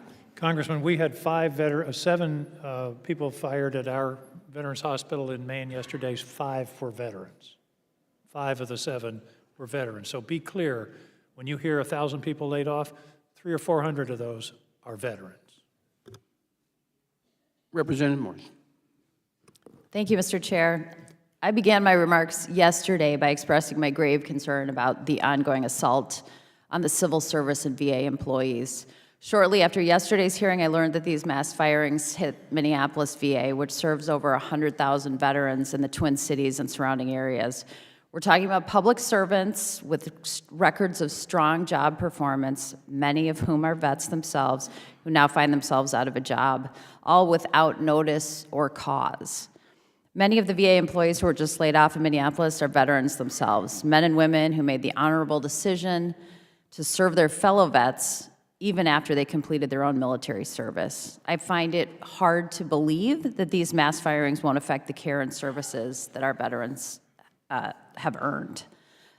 Commander, I'm grateful to you and your fellow Legionnaires for being here today. I was honored to meet with a strong delegation from Minnesota yesterday. I'm grateful to them for traveling all this way to the halls of Congress. I want to thank you for sharing your stories and for your advocacy on behalf of your fellow veterans. Last year, Hennepin County, which is Minnesota's largest county by population, achieved functional zero status for veterans homelessness. I'm incredibly proud of my home community for making such significant strides.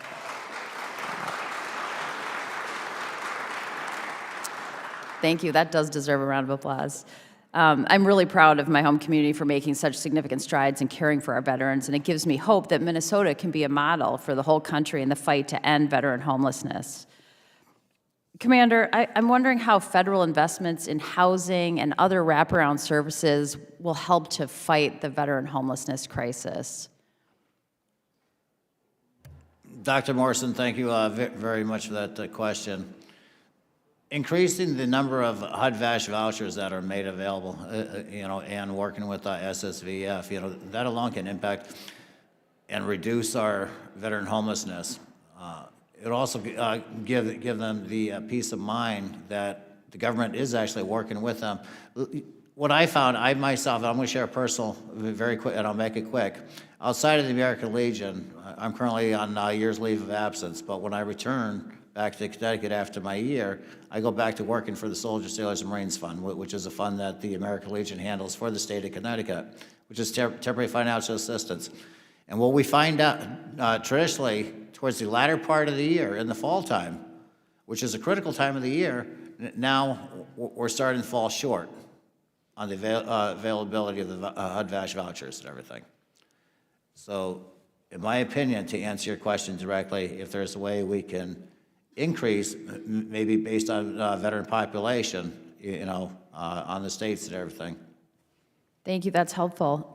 Just really quickly, I was excited to see in your testimony you made reference to the outstanding work happening at VA vet centers. As you know, they provide a variety of counseling and transitional services, but in a more relaxed, less clinical environment. There's a vet center in my district in Anoka, Minnesota, and I'm hopeful that we can expand these services across our entire state. Can you share just briefly your perspective about why vet centers' community-based approach to support services is so successful? Again, Dr. Morrison, thank you very much for that question. Right away, I'm going to turn that over to our Chairman of Veterans Employment and Education, Matt Chabot.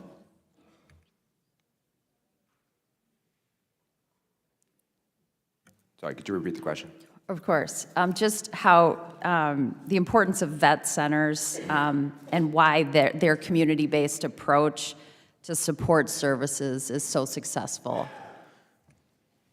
I'm sorry about that, Dr. Morrison, my mistake. I was looking at the wrong chairman. I'm going to turn that over to our chairman, Jay Bowen. Thank you, Commander. And thank you, ma'am, for the question. We do appreciate it. And as you stated, the vet centers are critical to veterans' care because they do operate in a more relaxed environment. And once you put the veteran in a relaxed environment, they're more apt and more likely to then open up and talk about the issues that they have. And once they talk about the issues and it gets out on the table, then we can identify a fix. Thank you so much. And before I finish, I just want to say, as the wife of an Army combat veteran and a proud American, I want to thank every one of you in this room for your service.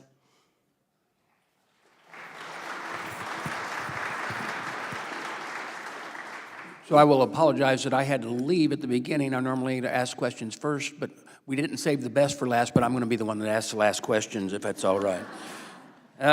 Commander, look, I'm very grateful for the American Legion's past support of my bill, H.R. 1041. Now, that's the Veterans Second Amendment Protection Act. Is the legislation something that the American Legion will continue to support? Chairman Boss, thank you very much for that question. The American Legion, we have and we always will stand by the Constitution of the United States of America. Thank you, that. Raw. So one other bill I've got out there is H.R. 740, the Veterans Access Act of 2025, which expands access to community care. Can you explain why the veterans need access to community care? Chairman Boss, I'm going to turn that question over to Director Cole. Thank you, Commander. Thank you, Mr. Chairman. I think over the years since the Phoenix waitlist scandal in 2014 and then the passage of the Veterans Choice Act and the passage of the Mission Act, community care has expanded because more veterans have become eligible under the regulatory guidance to be able to get an appointment within a certain time or distance. In a lot of areas, the VA is unable to provide that care in-house. We have seen credible evidence of VA administrators at the VISN and the VAMC level basically disregard some of those access standards and canceling appointments or canceling existing referrals, shortening the timeline of authorization. So the Access Act, the codification of access standards would take the VA's ability to do that out if the veteran and their provider decide it is in their best medical interest to go seek care in the community. So that, number one. But number two, the very important provision is oftentimes we hear from veterans across the country that they're happy with the care that they get at VA, they're happy with the quality, they're happy with the care they get at their community provider. They're frustrated with the referral process and the scheduling process and the hurdles they have to overcome and the communication between those community providers. So the second important provision in that bill would seek to streamline the scheduling process, which is why we reviewed it and supported it. Thank you. Thank you. Real quickly, Commander, before my time runs out here and we go to our closing, I just want to let you know that I know you brought up the TAP programs. Remember, I'm a veteran that left the Marine Corps in 1983. Back then, we did get a TAP. It was a TAP from the Colonel saying, hey, nice to see you. Thank you for your service. But we are, on our committee, wanting to work very closely with HASC, with because it is under DOD's control, the scheduling, but we need to get that coordinated. And the sad thing is that like a VA, if you've seen one TAP program, you've seen one TAP program. They need to be uniform. We need to be able to get the information to our veterans so as they separate, that they know what's available to them for every issue, but mostly so that they know what mental health issues are available to them so that we don't lose them in being part of that, whether it's 17 or 21 or whatever that number is. One is too many with veteran suicide. So we make that commitment. We'll be working on that with you. So with that, I now want to recognize the ranking member, Mr. Tano, for his closing statement. Thank you, Mr. Chairman. Regarding the Access Act, I just want to say that it does nothing to enhance the shortage and understaffing at the community care coordination offices among the many, many VMACs across the country. And part of the bottleneck with the referral process is the understaffing of those offices, and I don't know that they were exempt from the firing or the freeze that your organization inquired about with senior career officials. What I'm troubled by is the acceptance from these career officials about the whole policy. Was the question asked, was there an analysis performed, not only about the impact, about the necessity for these firings? What was the purpose of these firings? Waste, fraud, and abuse is bandied about as a justification, but where is the justification prior to these firings? It seems to me they occurred willy-nilly and indiscriminately. And the evidence is in the many, many many veterans that have answered our survey about, and VA employees generally who've replied to our survey. And I would urge that a similar survey be done by your own organization about the veterans who have been fired. I would assert that there's no credible justification. Waste, fraud, and abuse is just an excuse that has been put out there. In fact, the very people who are responsible for waste, fraud, and abuse investigations were the first people fired by this administration. They fired the Inspector General, who has been who has held tough investigations against both Republican and Democratic Inspector Generals. I've just reviewed some reports from the Inspector General on President Biden that were not, President Biden's VA secretary, that were not very flattering. So it's not credible to me that waste, fraud, and abuse motivated these mass firings at VA. Now, Mr. Chairman, before I end, I wanted to say I'd like to share something. Yesterday and today, you've accused my Democratic colleagues and me of fear-mongering, and you say that we're not aware, that you're not aware of any direct effects on patient care due to VA's reckless firing of 2,400 employees and counting. Well, you've repeatedly invited folks to share examples with you, so I'd like to share one with you now. On Monday, 2 clinicians who performed mental health intake at the Cleveland VA Medical Center were dismissed. This is already wreaking havoc on patient care and patient safety at that facility. Additionally, prosthetics and supply chain staff have been fired. This directly affects patient care because these employees play a critical role in procuring the medical devices veterans need and equipping surgical suites with necessary supplies. I met with this particular employee, fired employee yesterday. They were in attendance at the hearing, and they also indicated that it could mean that veterans who need prosthetics could be, the supply for them could be delayed. Now, this is a very urgent matter, and I don't think we can sit around and pretend to believe senior officials who are under duress by the senior leadership who tell you, they're comfortable with the exemptions, and that should be accepted at face value. There's prima facie evidence that I'm presenting to you now that you should face that with skepticism.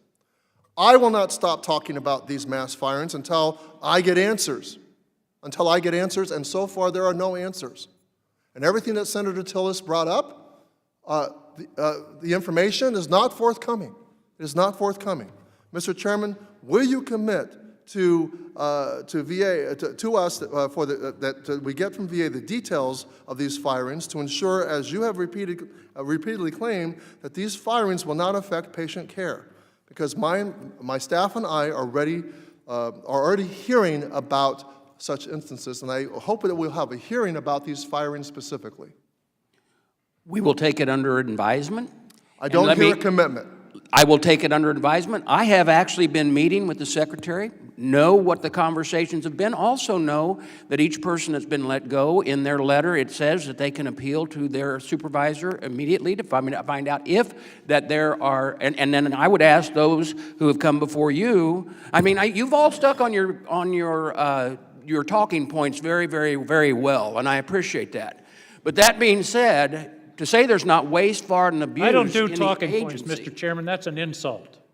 Well, I apologize if you feel it is an insult, Senator, because I'm going to tell you something. I've listened to it over and over again. We're 20 days into, we're 1 month into this administration. That was sent a clear message to try to cure the problems that exist in government today. Even the former administration admitted that they overhired after COVID. Now we need to make sure that we are streamlining, doing the job that is necessary, and we do have the commitment from the Secretary that no one's services are going to be lost.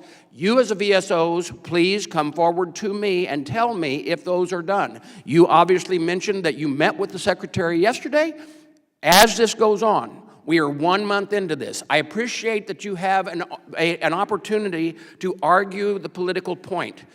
I am telling you that I will stand for veterans like I always have. I will continue to stand for veterans. I've always stood for veterans. I do not hear you. I do not hear you. And I have just told you we will take it under advisement, Mr. We'll take it under advisement. Member. We do not hold a hearing on 14,000, 2,400 people. We are who were 1 fired. month into this, and I don't know which things to admit to because as of yet, we're still studying it ourselves. And so with that, I will tell you that I will take it under advisement, and my position as chair, I will do that. You don't need to tell me how to take my position as chair. I didn't do that when you were chair, and I don't appreciate it in front of this group, you doing it now. So let me explain this to you. It is amazing to me that during this time, you're bringing up this, but when we had sexual situations occurring in our VA where they were running a sex room, you said nothing about firing those. When we had superintendent, when we had, no, when we, no, I'm going now, Chairman, thank you. you held a hearing. I advised you to allow the internal investigations to proceed with the internal, with the Inspector We have General. one other that we had a hearing on. I did not And you did not bring up. I did not subpoena one single official when I was chairman, when President Trump was president. You issued several subpoenas. You're doggone right I did, because the people need to know. Well, I think the people need to understand And why this 24 administration, individuals were fired, 24,000 people were fired. and this administration has been answering those questions. They have not they have only not provided a single bit of information about why they there were has fired, been, and if why you- the justification. And when you put up the letter yesterday, you put half the letter up. You did not put the opportunity for the employee to do the appeals process. So I understand that you're concerned. I'm glad that you've got the platform. You're doing a great job of grabbing hold of that platform. My job is to make sure our veterans are taken care of, as it is yours. And we're going to do that. Well, please hold a hearing. That's all I'm asking to do. I understand that. With that, welcome to the VA committee that's so bipartisan. Look, I want to thank the American Legion and all the witnesses for being here today. We share your values, and I want to thank the audience members for coming in from every corner of this United States to be here today. Let me tell you, for purposes, when this panel's excused, if you would, because we know this room so well, all right, if you could go out that door while we're bringing the new panel in, because it just kind of helps the flow. Commander, I do want to say thank you. I do want to say thank you to each one of you and all my other, thank you, Legionnaires, and I thank you that I'm part of your organization. It's been a pleasure to serve you, and we'll be continued to serve you, and we will work through any of the issues as they come forward. Thank you so much. You're excused.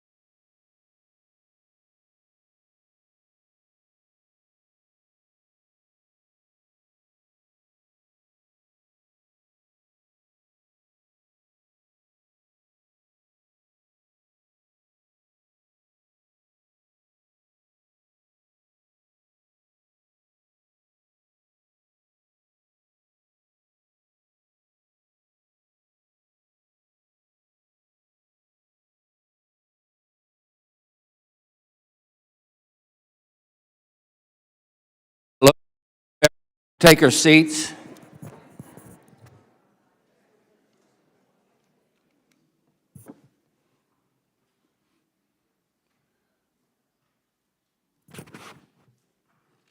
We'd like to welcome the second panel and thank you for being here. We have a lot of important organizations to hear from on this panel, so let's get right to it. Today we're joined by Major Gary Ginsberg of the Jewish War Veterans, Lindsay Church of the Minority Veterans of America, Mr. Michael McLaughlin of the National Association of County Veterans Service Officers, Commander Renee Campos of the Military Officers Association of America, Mr. Timothy Shepard of the National Association of the State Directors of Veterans Affairs, Mr. Raymond Tennyson of Daniello Institute for the Veterans of Military Families, Syracuse University, and Lieutenant General Walter Piat of Wounded Warrior Project. Again, welcome to all of you, and also to the members of the audience. So let's get started. Sergeant Major Ginsberg, you're now recognized for 5 minutes for your opening statement. Thank you, Mr. Chairman. Chairman Moran, Chairman Bost, ranking members Blumenthal and Takano, members of the House and Senate Committee on Veteran Affairs, and my fellow veterans, ladies and gentlemen. I'm Gary Ginsberg, United States Army Reserve Command Sergeant Major, and the 93rd National Commander of the Jewish War Veterans of the United States. Our mission is clear: to support America's 17 million veterans and family members, regardless of race, religion, or gender. We have a Jewish War Veterans organization because, quite frankly, we might be the only veterans organization whose loyalty to this country is sometimes questioned. We remain opposed to hatred, bigotry, and anti-Semitism wherever the source, whomever the target. Our leadership was pleased to meet with the chairman last year, and some issues are still being addressed. We urge the committee to help slay the dragon of hatred, bigotry, and anti-Semitism with executive branch oversight, with a little bit of education, training, and prevention. Recently, I've become aware of another issue affecting veterans. The JWV is concerned about food insecurity amongst American veterans.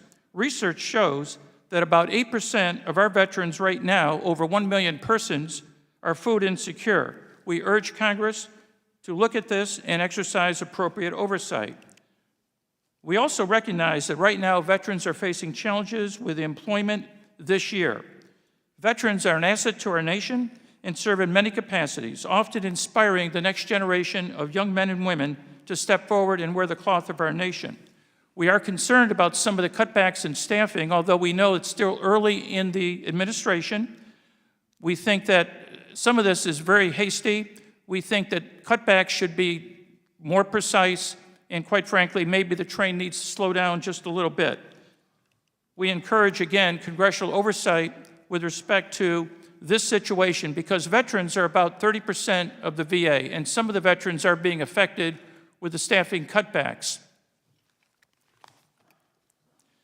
The JWV, the Jewish War Veterans, we have long supported the Major Richard Starr Act, and we urge swift passage because now is the time.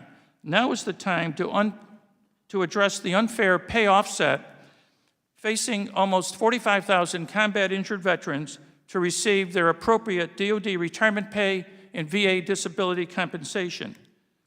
We also are concerned about veteran suicide in the current trends.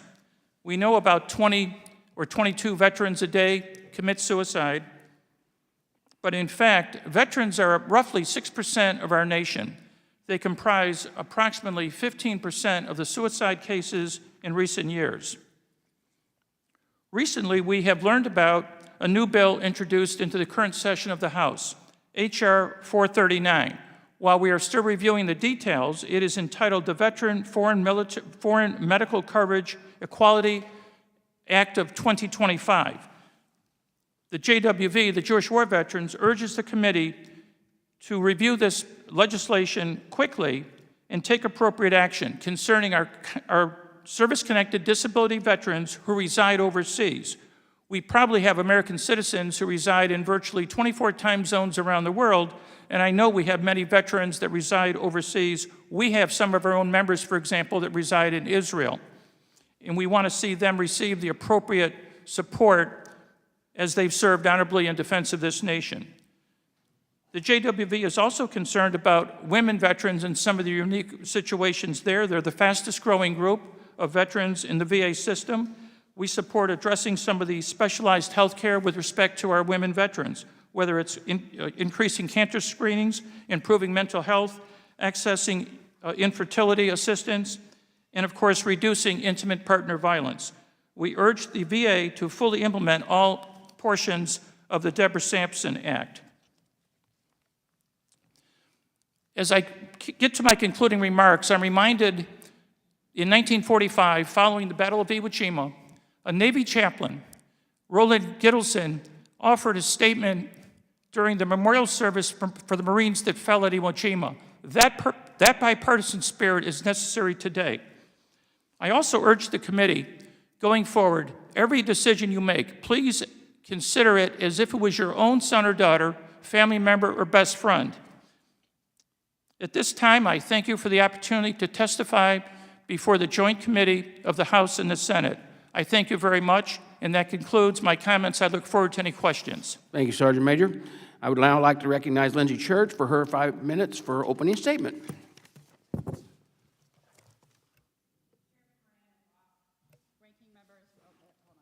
Sorry. Microphone. There you go. Still learning. Chairman Moran and Bost, ranking members Blumenthal and Takano, and members of the committees. I sit before you today as the voice of millions. Millions of veterans who have served this country with honor, only to be met with indifference, discrimination, and systemic barriers when they hung up their uniforms. Veterans who, despite their sacrifice, find themselves battling for the most basic of rights. Healthcare that meets their needs, a roof over their heads, and the dignity to live free from political attacks on their very existence. I also sit before you as a third-generation Navy veteran and a proud transgender American. My family has dedicated their lives to service in and out of uniform. I brought them with me today in the form of dog tags. We have fought across generations for an America that is barely recognizable. The state of veteran services in this country is imperiled. We are watching the gutting of the Department of Veterans Affairs, an institution that is supposed to be the backbone of veteran care. Thousands of VA employees, many of them veterans themselves, have been indiscriminately fired overnight, jeopardizing the quality and accessibility of care for millions. Veterans are being turned into collateral damage in a war of political posturing. This is not governance, this is negligence at best, willful cruelty at worst. Our community is under attack. Minority veterans, those who are Black, Indigenous, veterans of color, women, LGBTQIA, religious minorities, immigrants, disabled, are being told through policy and practice that our service, our sacrifices, and our lives do not matter. Executive orders and legislation are being wielded as weapons to strip away our rights. Critical health care is being gutted. Gender-affirming care, reproductive health services, and mental health support are being dismantled under the guise of government efficiency. And let's not pretend this is about efficiency, this is about erasure. We refuse to be erased.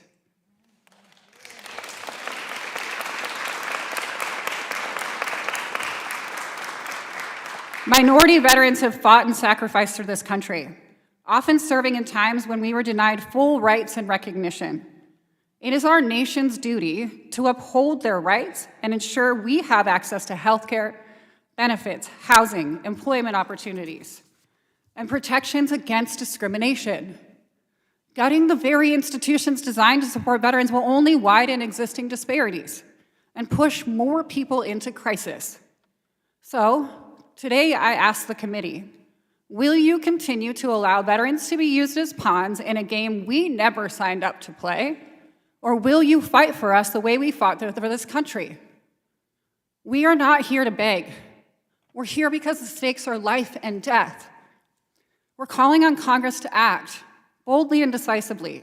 Reinstate VA staff and protect its workforce. Stop the rollback of critical healthcare services. Ensure that every veteran, regardless of their identity, has a safe place to call home.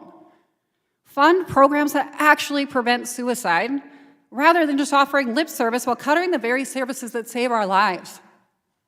All veterans swore an oath to the Constitution of this great nation, and in return, this nation made a promise to its veterans. That promise doesn't come with an asterisk. It does not come with conditions, and it does not disappear when it becomes inconvenient. We're here to make sure you keep it. Thank you. Thank you.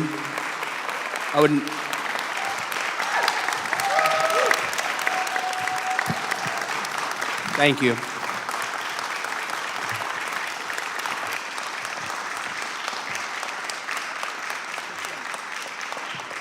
Would now like to recognize Mr. McLaughlin for 5 minutes for your opening statement. Thank you. Chairman Boss, Moran, Ranking Members Takano and Blumenthal, and distinguished members of the committee. On behalf of the National Association of County Veteran Service Officers, or NACVSO, I extend our deepest gratitude for the opportunity to address this session. As you are aware, NACVSO is a unique organization in that all of our leadership work as accredited VA representatives, advocating for veterans and their dependents in their local communities. We comprise the VA's biggest local partner resource as governmental veteran service officers, or GVSOs, that helps ensure, as a nation, we continue to care for those who have served. We understand the veterans' experience, as well as how to better support the VA. Furthermore, our members are often the first point of contact for your very own congressional offices as you assist your veteran constituents. It is through this lens that I offer this testimony in hopes that together we may better support our nation's veterans.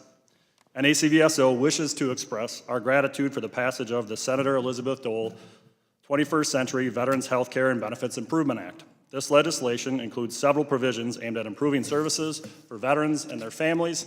Notably, Section 302, the Commitment to Veteran Support and Outreach Act, or CVSO Act, marks a historic first step in providing funding for local GVSOs.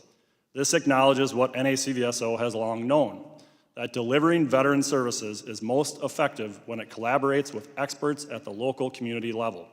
While we appreciate this progress, funding alone isn't enough.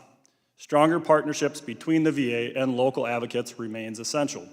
One immediate step would be to ensure that the Veteran Benefits Improvement Act of 2024, Section 4, is completed expeditiously. This report can serve as a roadmap for transforming veteran services into a combined arms effort by mobilizing all levels of government to meet the needs of veterans efficiently and effectively. As VA-accredited representatives, our members work tirelessly to help veterans submit the best claims possible. However, there have been growing concerns about the overdevelopment of disability claims, an issue that delays decisions and wastes taxpayer dollars through the unnecessary scheduling of disability exams. We appreciate that VA leadership has engaged with stakeholders on this. We recognize that these challenges stem from many complex issues and is not intentionally done by VA. We encourage this body to amend how VA is required to implement toxic exposure risk activities, or TARA exams.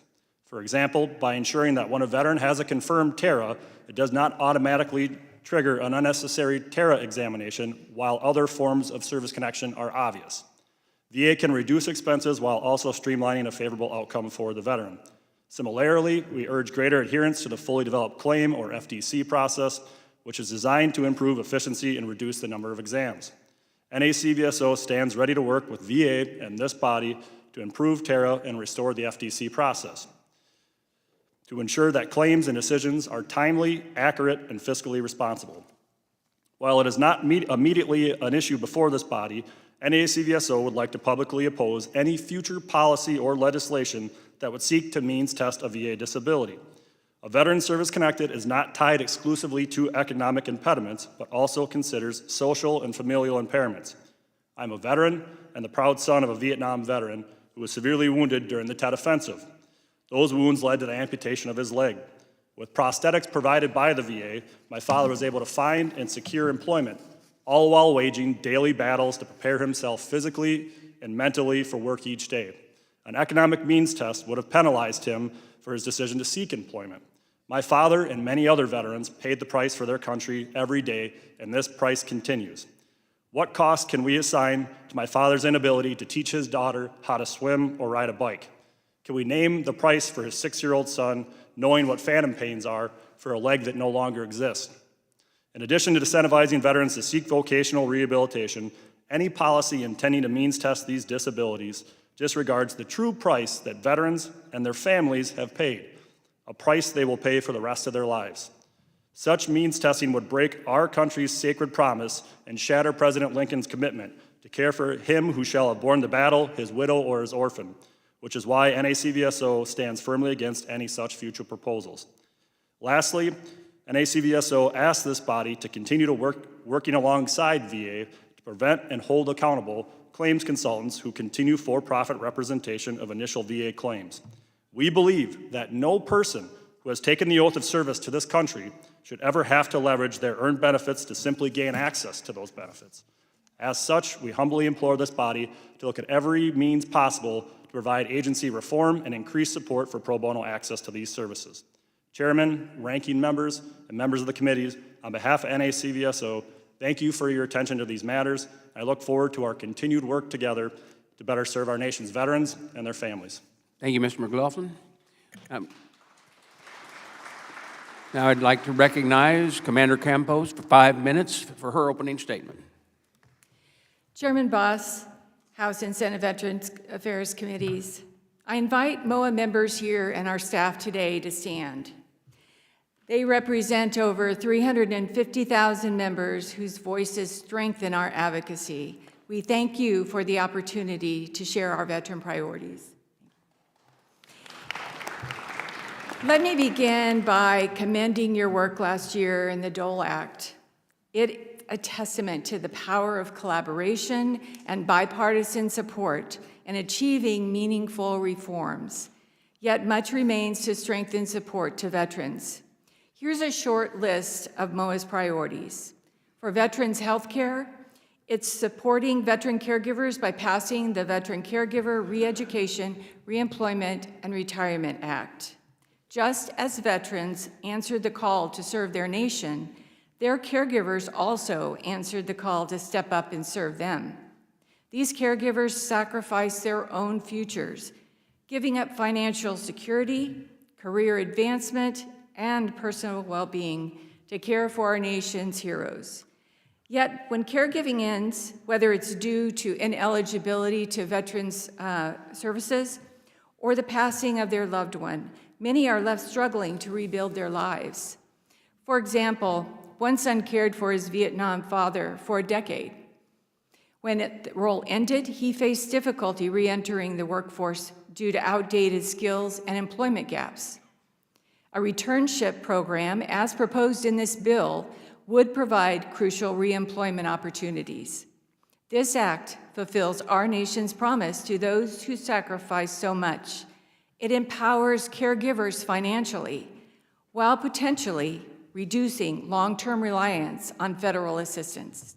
We urge Congress to pass this legislation. We also seek action to strengthen support for women and other underserved veterans by eliminating barriers to health care. These veterans face limited provider availability, lack awareness of benefits, they experience longer wait times and disparities in healthcare outcomes. And they face challenges due to income, education, and other systemic barriers that create inequities in accessing vital services.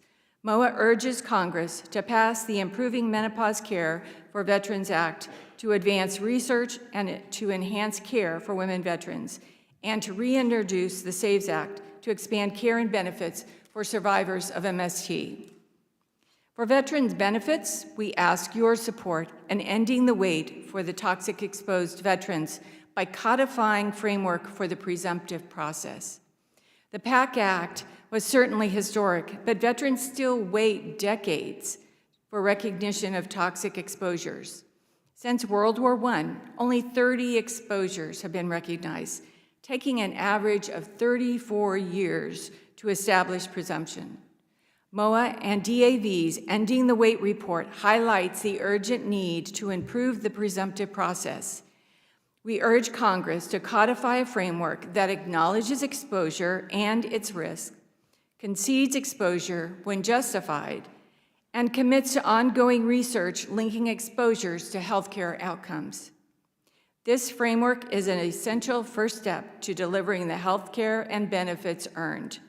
Additionally, we encourage Congress to focus on improving the transition services for service members by including VSOs in the TAP process. We all know financial stability is crucial to a smooth transition to civilian life. The Benefits Delivery and Discharge Program helps expedite claims process, but excluding VSOs from TAPs increases unnecessary risk. As both a VSO and an MSO, MOAA leverages its expertise to bridge the gap between the military and civilian communities. Including VSOs in TAP would provide transitioning service members with the essential guidance they need. We ask Congress to reintroduce and pass the TAP Promotion Act. Finally, we urge Congress to immediately pass this year's VA funding and secure FY 2026 appropriations by October 1st. Predictable, sufficient funding is vital to sustaining VA's health and benefit systems, meeting the growing needs of veterans and their families, and fulfilling congressional mandates without disruption. MOAA thanks you for your leadership and commitment to those who have served, and we stand ready to work with Congress to hold our nation's promises and ensure every veteran receives the care and benefits they earned. Thank you, and I welcome your questions. Thank you, Commander. I now recognize Mr. Shepard for 5 minutes for your opening statement. Well, thank you, Chairman Bost. I am Tim Shepard, President of the National Association of State Directors of Veterans Affairs, or NASDVA for short. Please accept our submitted written testimony for the record. NASDVA was founded in 1946 following World War II to unite VA leaders from all 50 states, 5 U.S. territories, and the District of Columbia. NASDVA is tasked and held accountable by our respective governors, state boards, or commissions to address the needs of our veterans.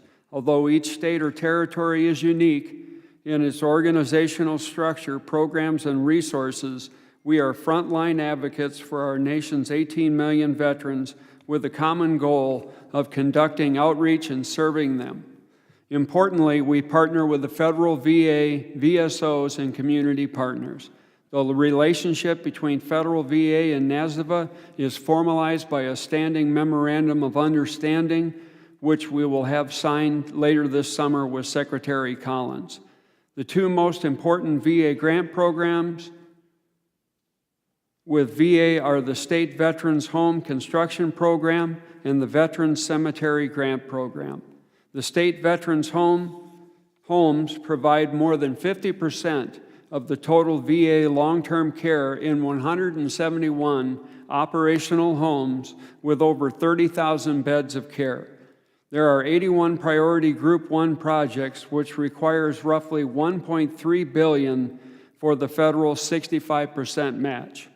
Both our association and the National Association of State Veterans Homes recommends increased funding from the proposed budget of only $147 million to at least $650 million to address the increasing need for nursing care and fund at least a half of the pending grant request. Additionally, the operational costs warrant an increase in per diem rates to enhance the quality of care in the face of chronic shortages of healthcare professionals, rising costs of medications, and the increase in the complexity of care for the aging veterans population. For memorial affairs, the Veterans Cemetery Grant Program provided roughly 43,000 interments in 2024, which is roughly 24% of the total number of burials by NCA and grant cemeteries. There are 122 state, tribal, and 3 territory grant-funded cemeteries that support VA's goal that 95% of veterans have a burial option within a 75-mile radius of their home county.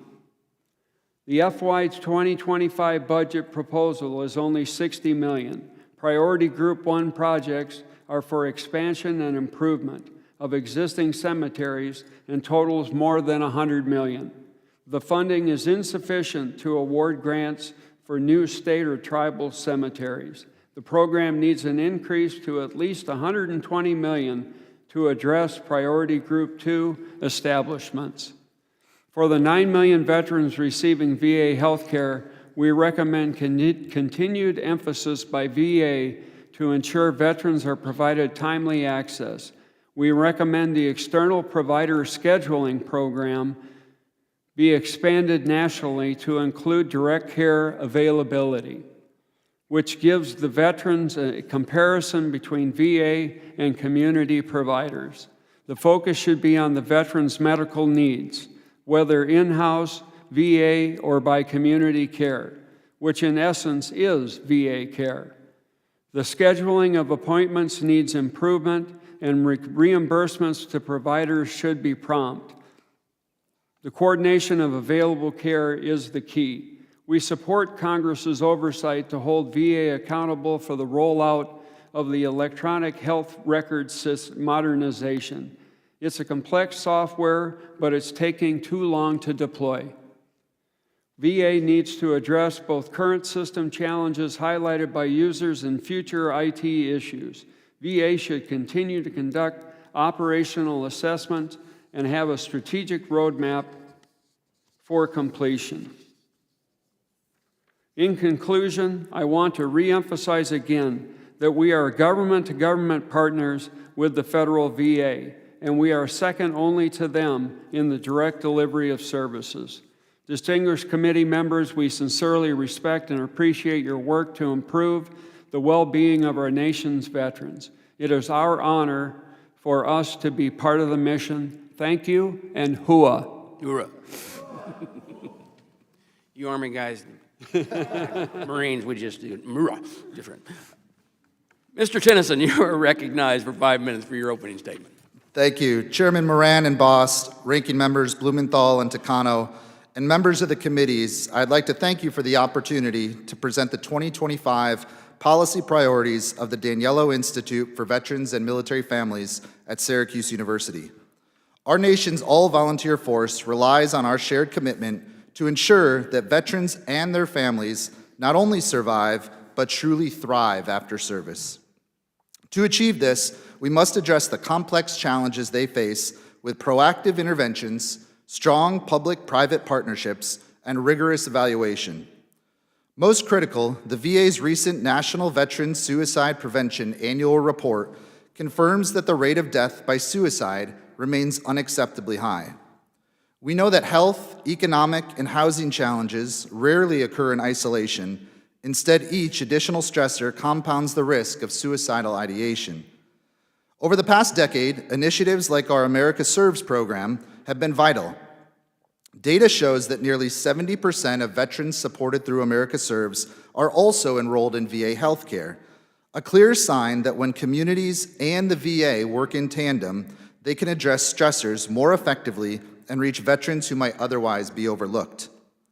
Equally important is the role of programs like the Staff Sergeant Parker Gordon Fox Suicide Prevention Grant.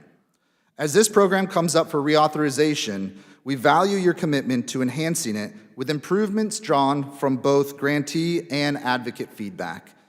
Such enhancements will empower communities to act decisively before it's too late. Additionally, these comprehensive mental health interventions demand stronger accountability, and we urge Congress to establish enhanced standards for data collection and evaluation across the VA and its community partnerships. By setting clear, outcome-driven benchmarks, we can ensure that every dollar is spent where it will have the greatest impact. Transitioning from military service presents its own unique set of challenges. Data shows us that although most veterans pursue employment after service, including those furthering their education, 62% remain underemployed 6.5 years after leaving the military. Meanwhile, the federal government spends over $13 billion annually on transition programs, primarily focused on education, spread across 46 federal programs managed by 11 different agencies. A recent RAND report found that few of these programs have undergone rigorous independent evaluation, with 27 of the programs releasing no performance data at all. In contrast, nonprofit initiatives can deliver and show significant results. Our Onward to Opportunity program provides skills training and credentialing to over 10,000 transitioning service members, veterans, and military spouses each year.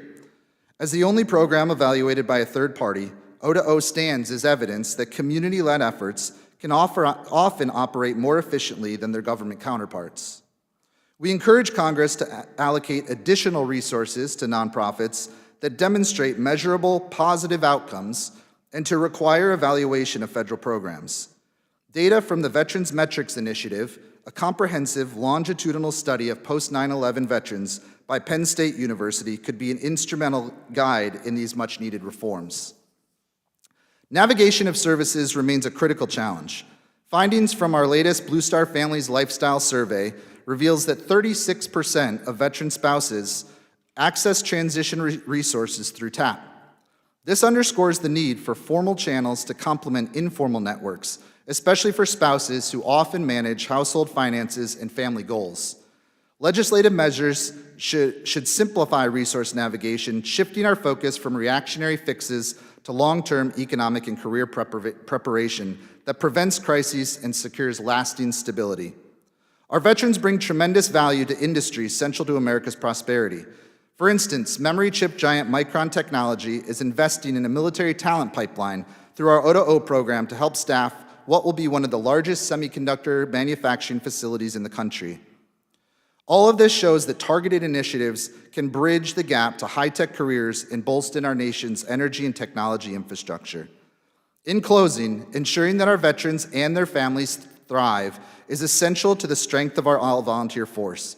This mission demands a coordinated, whole-of-nation approach, one that cuts through bureaucratic hurdles, forges robust partnerships, and is driven by clear, data-backed results. The Daniello Institute remains steadfast in its commitment to rigorous research and proven programs so that every veteran receives the support they deserve. Thank you, and I look forward to your questions. Thank you very much. General Piet, you are recognized for 5 minutes. Chairman Bost and Moran, ranking members Takano and Blumenthal, and distinguished committee members, thank you for today's hearing and for the honor to join you on behalf of Wounded Warrior Project and the warriors and families we serve. Over 20 years ago, when the first wounded service members returned from the battlefields, our organization made a promise to be there for these warriors no matter what. That promise is our why. It's the reason Wounded Warrior Project exists, to bring every warrior fully home, mind, body, and soul, and connect them back to a path in life of hope and purpose. Today, our promise endures, but the future of service will require more. Warriors will continue to defend our country. Warriors will struggle. More will be asked of our grateful nation. More will be asked from all of us. No matter what is required, we must keep this promise. It's an extraordinary commitment in return for extraordinary sacrifice. As we look to the future, Wounded Warrior Project remains committed to working with you. Your invaluable support will make all the difference in helping our nation's wounded veterans thrive in life following military service. Next week, 100 warriors from Wounded Warrior Project will be coming to Washington, D.C. to visit all of you. These warriors will bring with them the experiences of struggle and uncertainty, but they will also bring with them the power of hope and healing. They are the voices for their communities and will help deliver the message of how we can best support them. They will specifically address 3 issues: mental health, financial wellness, and traumatic brain injury. Our warriors will share how you can support their mental health needs. They will ask for your help in passing a Veterans Access Act, which will set access standards for VA's mental health residential rehabilitation treatment programs. These intensive care programs provided life-changing mental health care to over 30,000 veterans in 2023. And we appreciate all who have made this critical issue a priority. Our warriors will also tell you how you can best support their financial wellness. They will once again ask Congress to pass the Major Richard Starr Act, which will expand concurrent receipt policy to more than 54,000 military retirees whose careers were cut short due to combat-related injuries. allowing them to collect their full compensation through the VA and DOD that they earned and deserve. Our warriors will also tell you how you can support veterans living with traumatic brain injury. They will ask for continued investment in research that explores the course of neurological and cognitive functioning after TBI and builds evidence to expand access to effective treatments and community-based support. TBI is a complex injury with a spectrum of short and long-term conditions. We must continue to support the study of impacts on repetitive, low-level blast injuries on veterans' mental health, as we have with efforts like the Precision Brain Health Research Act of 2024. I'm grateful that so many of you on this committee have made time to meet with these warriors next week, where they can share their experience with these issues and the lasting impact your support has had on their lives, their families, and their communities. I sincerely thank you for the honor to testify and for all you do in your part in helping us keep the promise. Thank you again for all you do. I look forward to your questions. General, thank you. And thank you. General, thank you, and thank each one of you for your testimony. We're now going to go to questions. I recognize myself for 3 minutes. Commander Campos, why is it so critical to hold VA accountable in its efforts to improve access to residential treatment options? Chairman, thank you for that question. Well, it's really important that VA expands its services to our RTP programs. Most of the VA can't and is unable to deliver those services completely through its own system, so we need that care in the community. So those services are vital, and that's where the veterans are, and it's especially important in rural areas where VA does not have a footprint. So those programs are very, very important, and we would also like to see some other expansions, even in terms of mental health, with the vet centers. So it's more in the community. It's very well received by veterans. They feel comfortable going to those centers, and we'd like to see that continued expansion. Thank you. Mr. Shepard, there is currently a major focus on providing adequate care for our veterans, both within the VA system and throughout the community care providers. How has legislation such as the Mission Act been beneficial to strengthen ties between VA and community care providers? Thank you for that question, Chairman Bost. I will speak my own situation. I find that community care is incredibly important and available. If there's one thing I've seen between care at the VA versus community care, the process for scheduling is a little clunky, but I think the VA has gotten better at that. But more importantly, the quality of the community care has been outstanding. And I see it across the nation that we continue to grow and improve in our ability to work those two together, and with the idea that, hey, it's the best interest of the veteran, get them to the right care and get them there as quickly as you can. Thank you. General, in the past, veterans' readiness and employment and VR&E has been called the crown jewel of the VA by members of this committee. Recently, however, the VR&E has had some serious issues relating to staffing and modernization. What steps should Congress take to bring VR&E back to the level that the veterans deserve? Thank you for the question, and thank you for all you've done with this issue. I think just continued support there, and I think you leverage on our the VSOs as well. I think we all have a role to play in here on employment for our veterans to get access to this care. I think it's a lot to ask for the VA to do it all on their own, but we believe continued pushing of that act will continue to bring the services our veterans need and deserve. Thank you. Dr. Dexter, you are recognized for 3 minutes for questioning. Thank you so much, Chairman Bost, and thank you for holding this important hearing once again. Thank you to our witnesses for being here. Your advocacy is invaluable, as hopefully each of you know. I thank you all for what you do each and every day. Being advocates is a work of passion, it's a work of commitment, And I think right now it is also critical to acknowledge the extraordinary courage it takes for some to be in this space. Lindsay, I just want to be clear that I'm grateful to you for your dedication. I'm clear your courage is extraordinary at this moment in time, and it's a beacon of hope for many veterans across this country. Each and every veteran deserves equal respect. And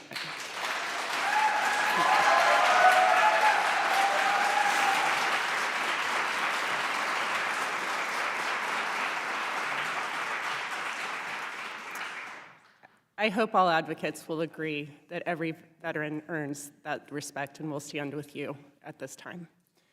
When I speak with veterans, veteran service providers, and VSOs in my district, one priority comes up time again and again: preventing veteran suicide. And the reality is stark. Lindsay, the system has consistently failed those you represent, and it has led to devastating health outcomes, including unacceptably high suicide rates.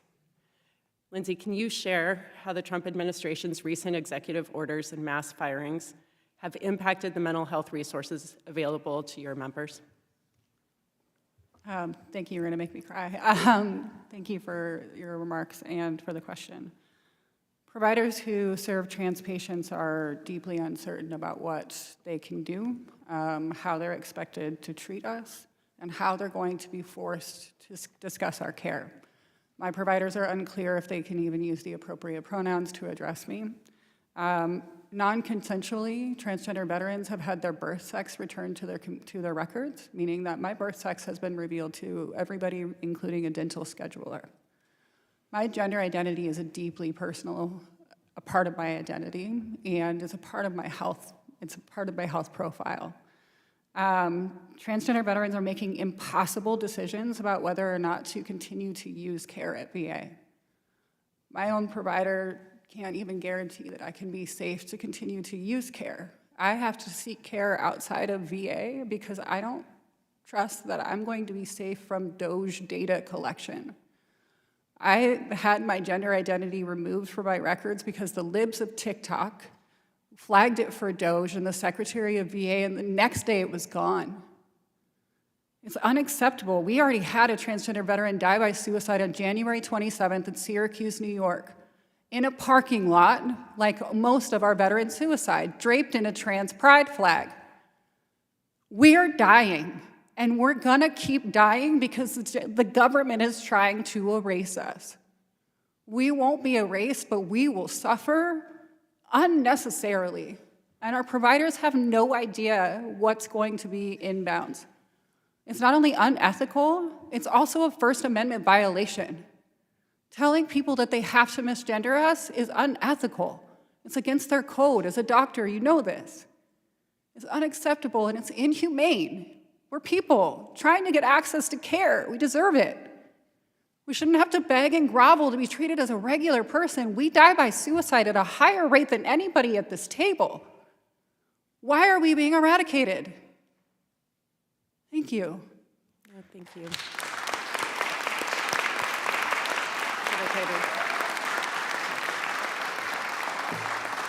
Thank you. Congressman Kennedy, you're recognized for 3 minutes. First of all, Lindsay, thank you for that very powerful message. To all of our veterans, thank you so much for being here. Thank you for your service to our country. Thank you today, folks, for your testimony. In Buffalo, New York, we are dealing with a very specific issue as it pertains to veteran care at the VA Medical Center.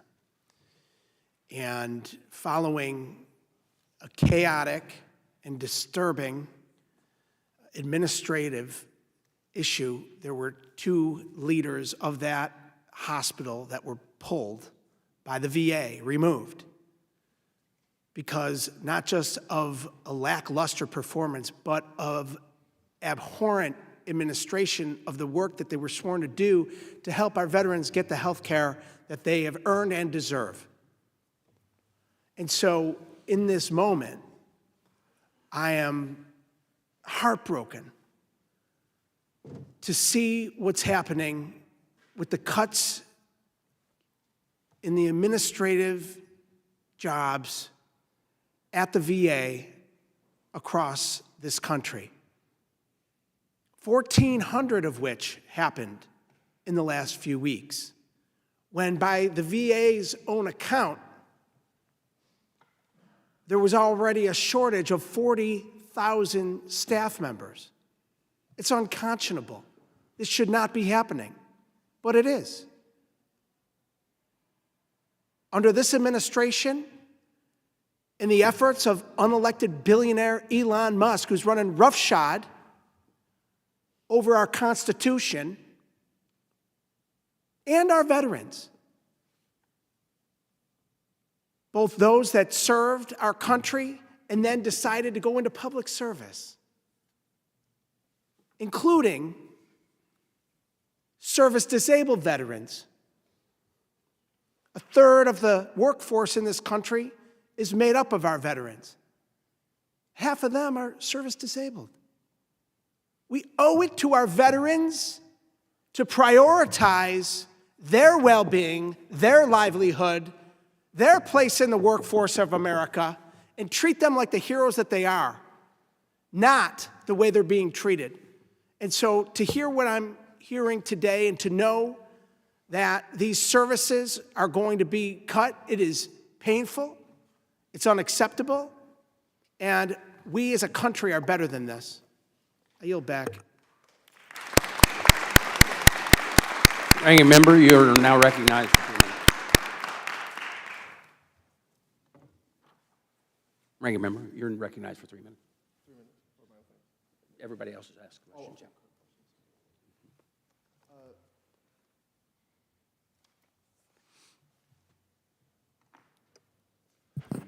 So my first question is for Mr. Laughlin of the NACVSO. Mr. Laughlin, I want to thank you and your colleagues for the important work you do in connecting veterans with VA and their earned health care and benefits. It's crucial work. I read in your testimony about the importance of strengthening partnerships between VA and advocates such as yourself. What is needed to achieve these strong relationships, and how can Congress help you? Thank you for that question, Ranking Member Takano. One of the big things that we're asking for is increased collaboration and communication between all levels of government. Right now, we appreciate the relationships that we have with our state partners, that we have with our federal partners, but it is very much siloed. And so looking at that report as part of the VBIA Act that is directing VA to report back to you all with recommendations on how we can increase community frontline resources for veterans, not at a regional office, not at a medical center where the veterans live. Counties, states, and municipalities are where our veterans live. They don't live at the medical center, they don't live at the regional office. So increasing that collaboration and formalizing the relationship, similar like our Department of Justice has with our county attorneys and our sheriffs and our local law enforcement. If we can get together on board as a united front, federal, state, and local, on that front, I think our veterans are owed for us to coordinate all efforts on their behalf. Well, thank you. Lindsay, you and I have discussed many times VA's issues with gender-based harassment and your concerns. How can our committees best impact the prevalence of harassment at VA? Thank you for the question. The greatest thing that this committee can do is oversight. Deborah Sampson Act to 5303, which is the preventing gender-based harassment. First and foremost, not removing gender is a really important part about being able to report on gender-based harassment. Second of all, gender-based harassment and discrimination claims are up 106% last year. That's a travesty that this committee is focused heavily on. So continuing that oversight, making sure that we strengthen provisions of Deborah Sampson, focusing on strengthening the reporting mechanism, and how do we report in a system where we don't trust the environment that we're going into. Discrimination cases are going to continue to go up, so are harassment cases in a culture that's permissive of it.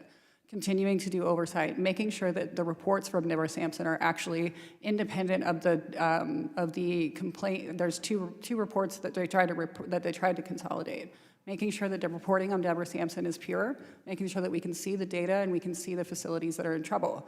We continue to see an obscured amount of data. If you have fewer than 10 instances at a VA facility, which you should be in remediation, we can't see that.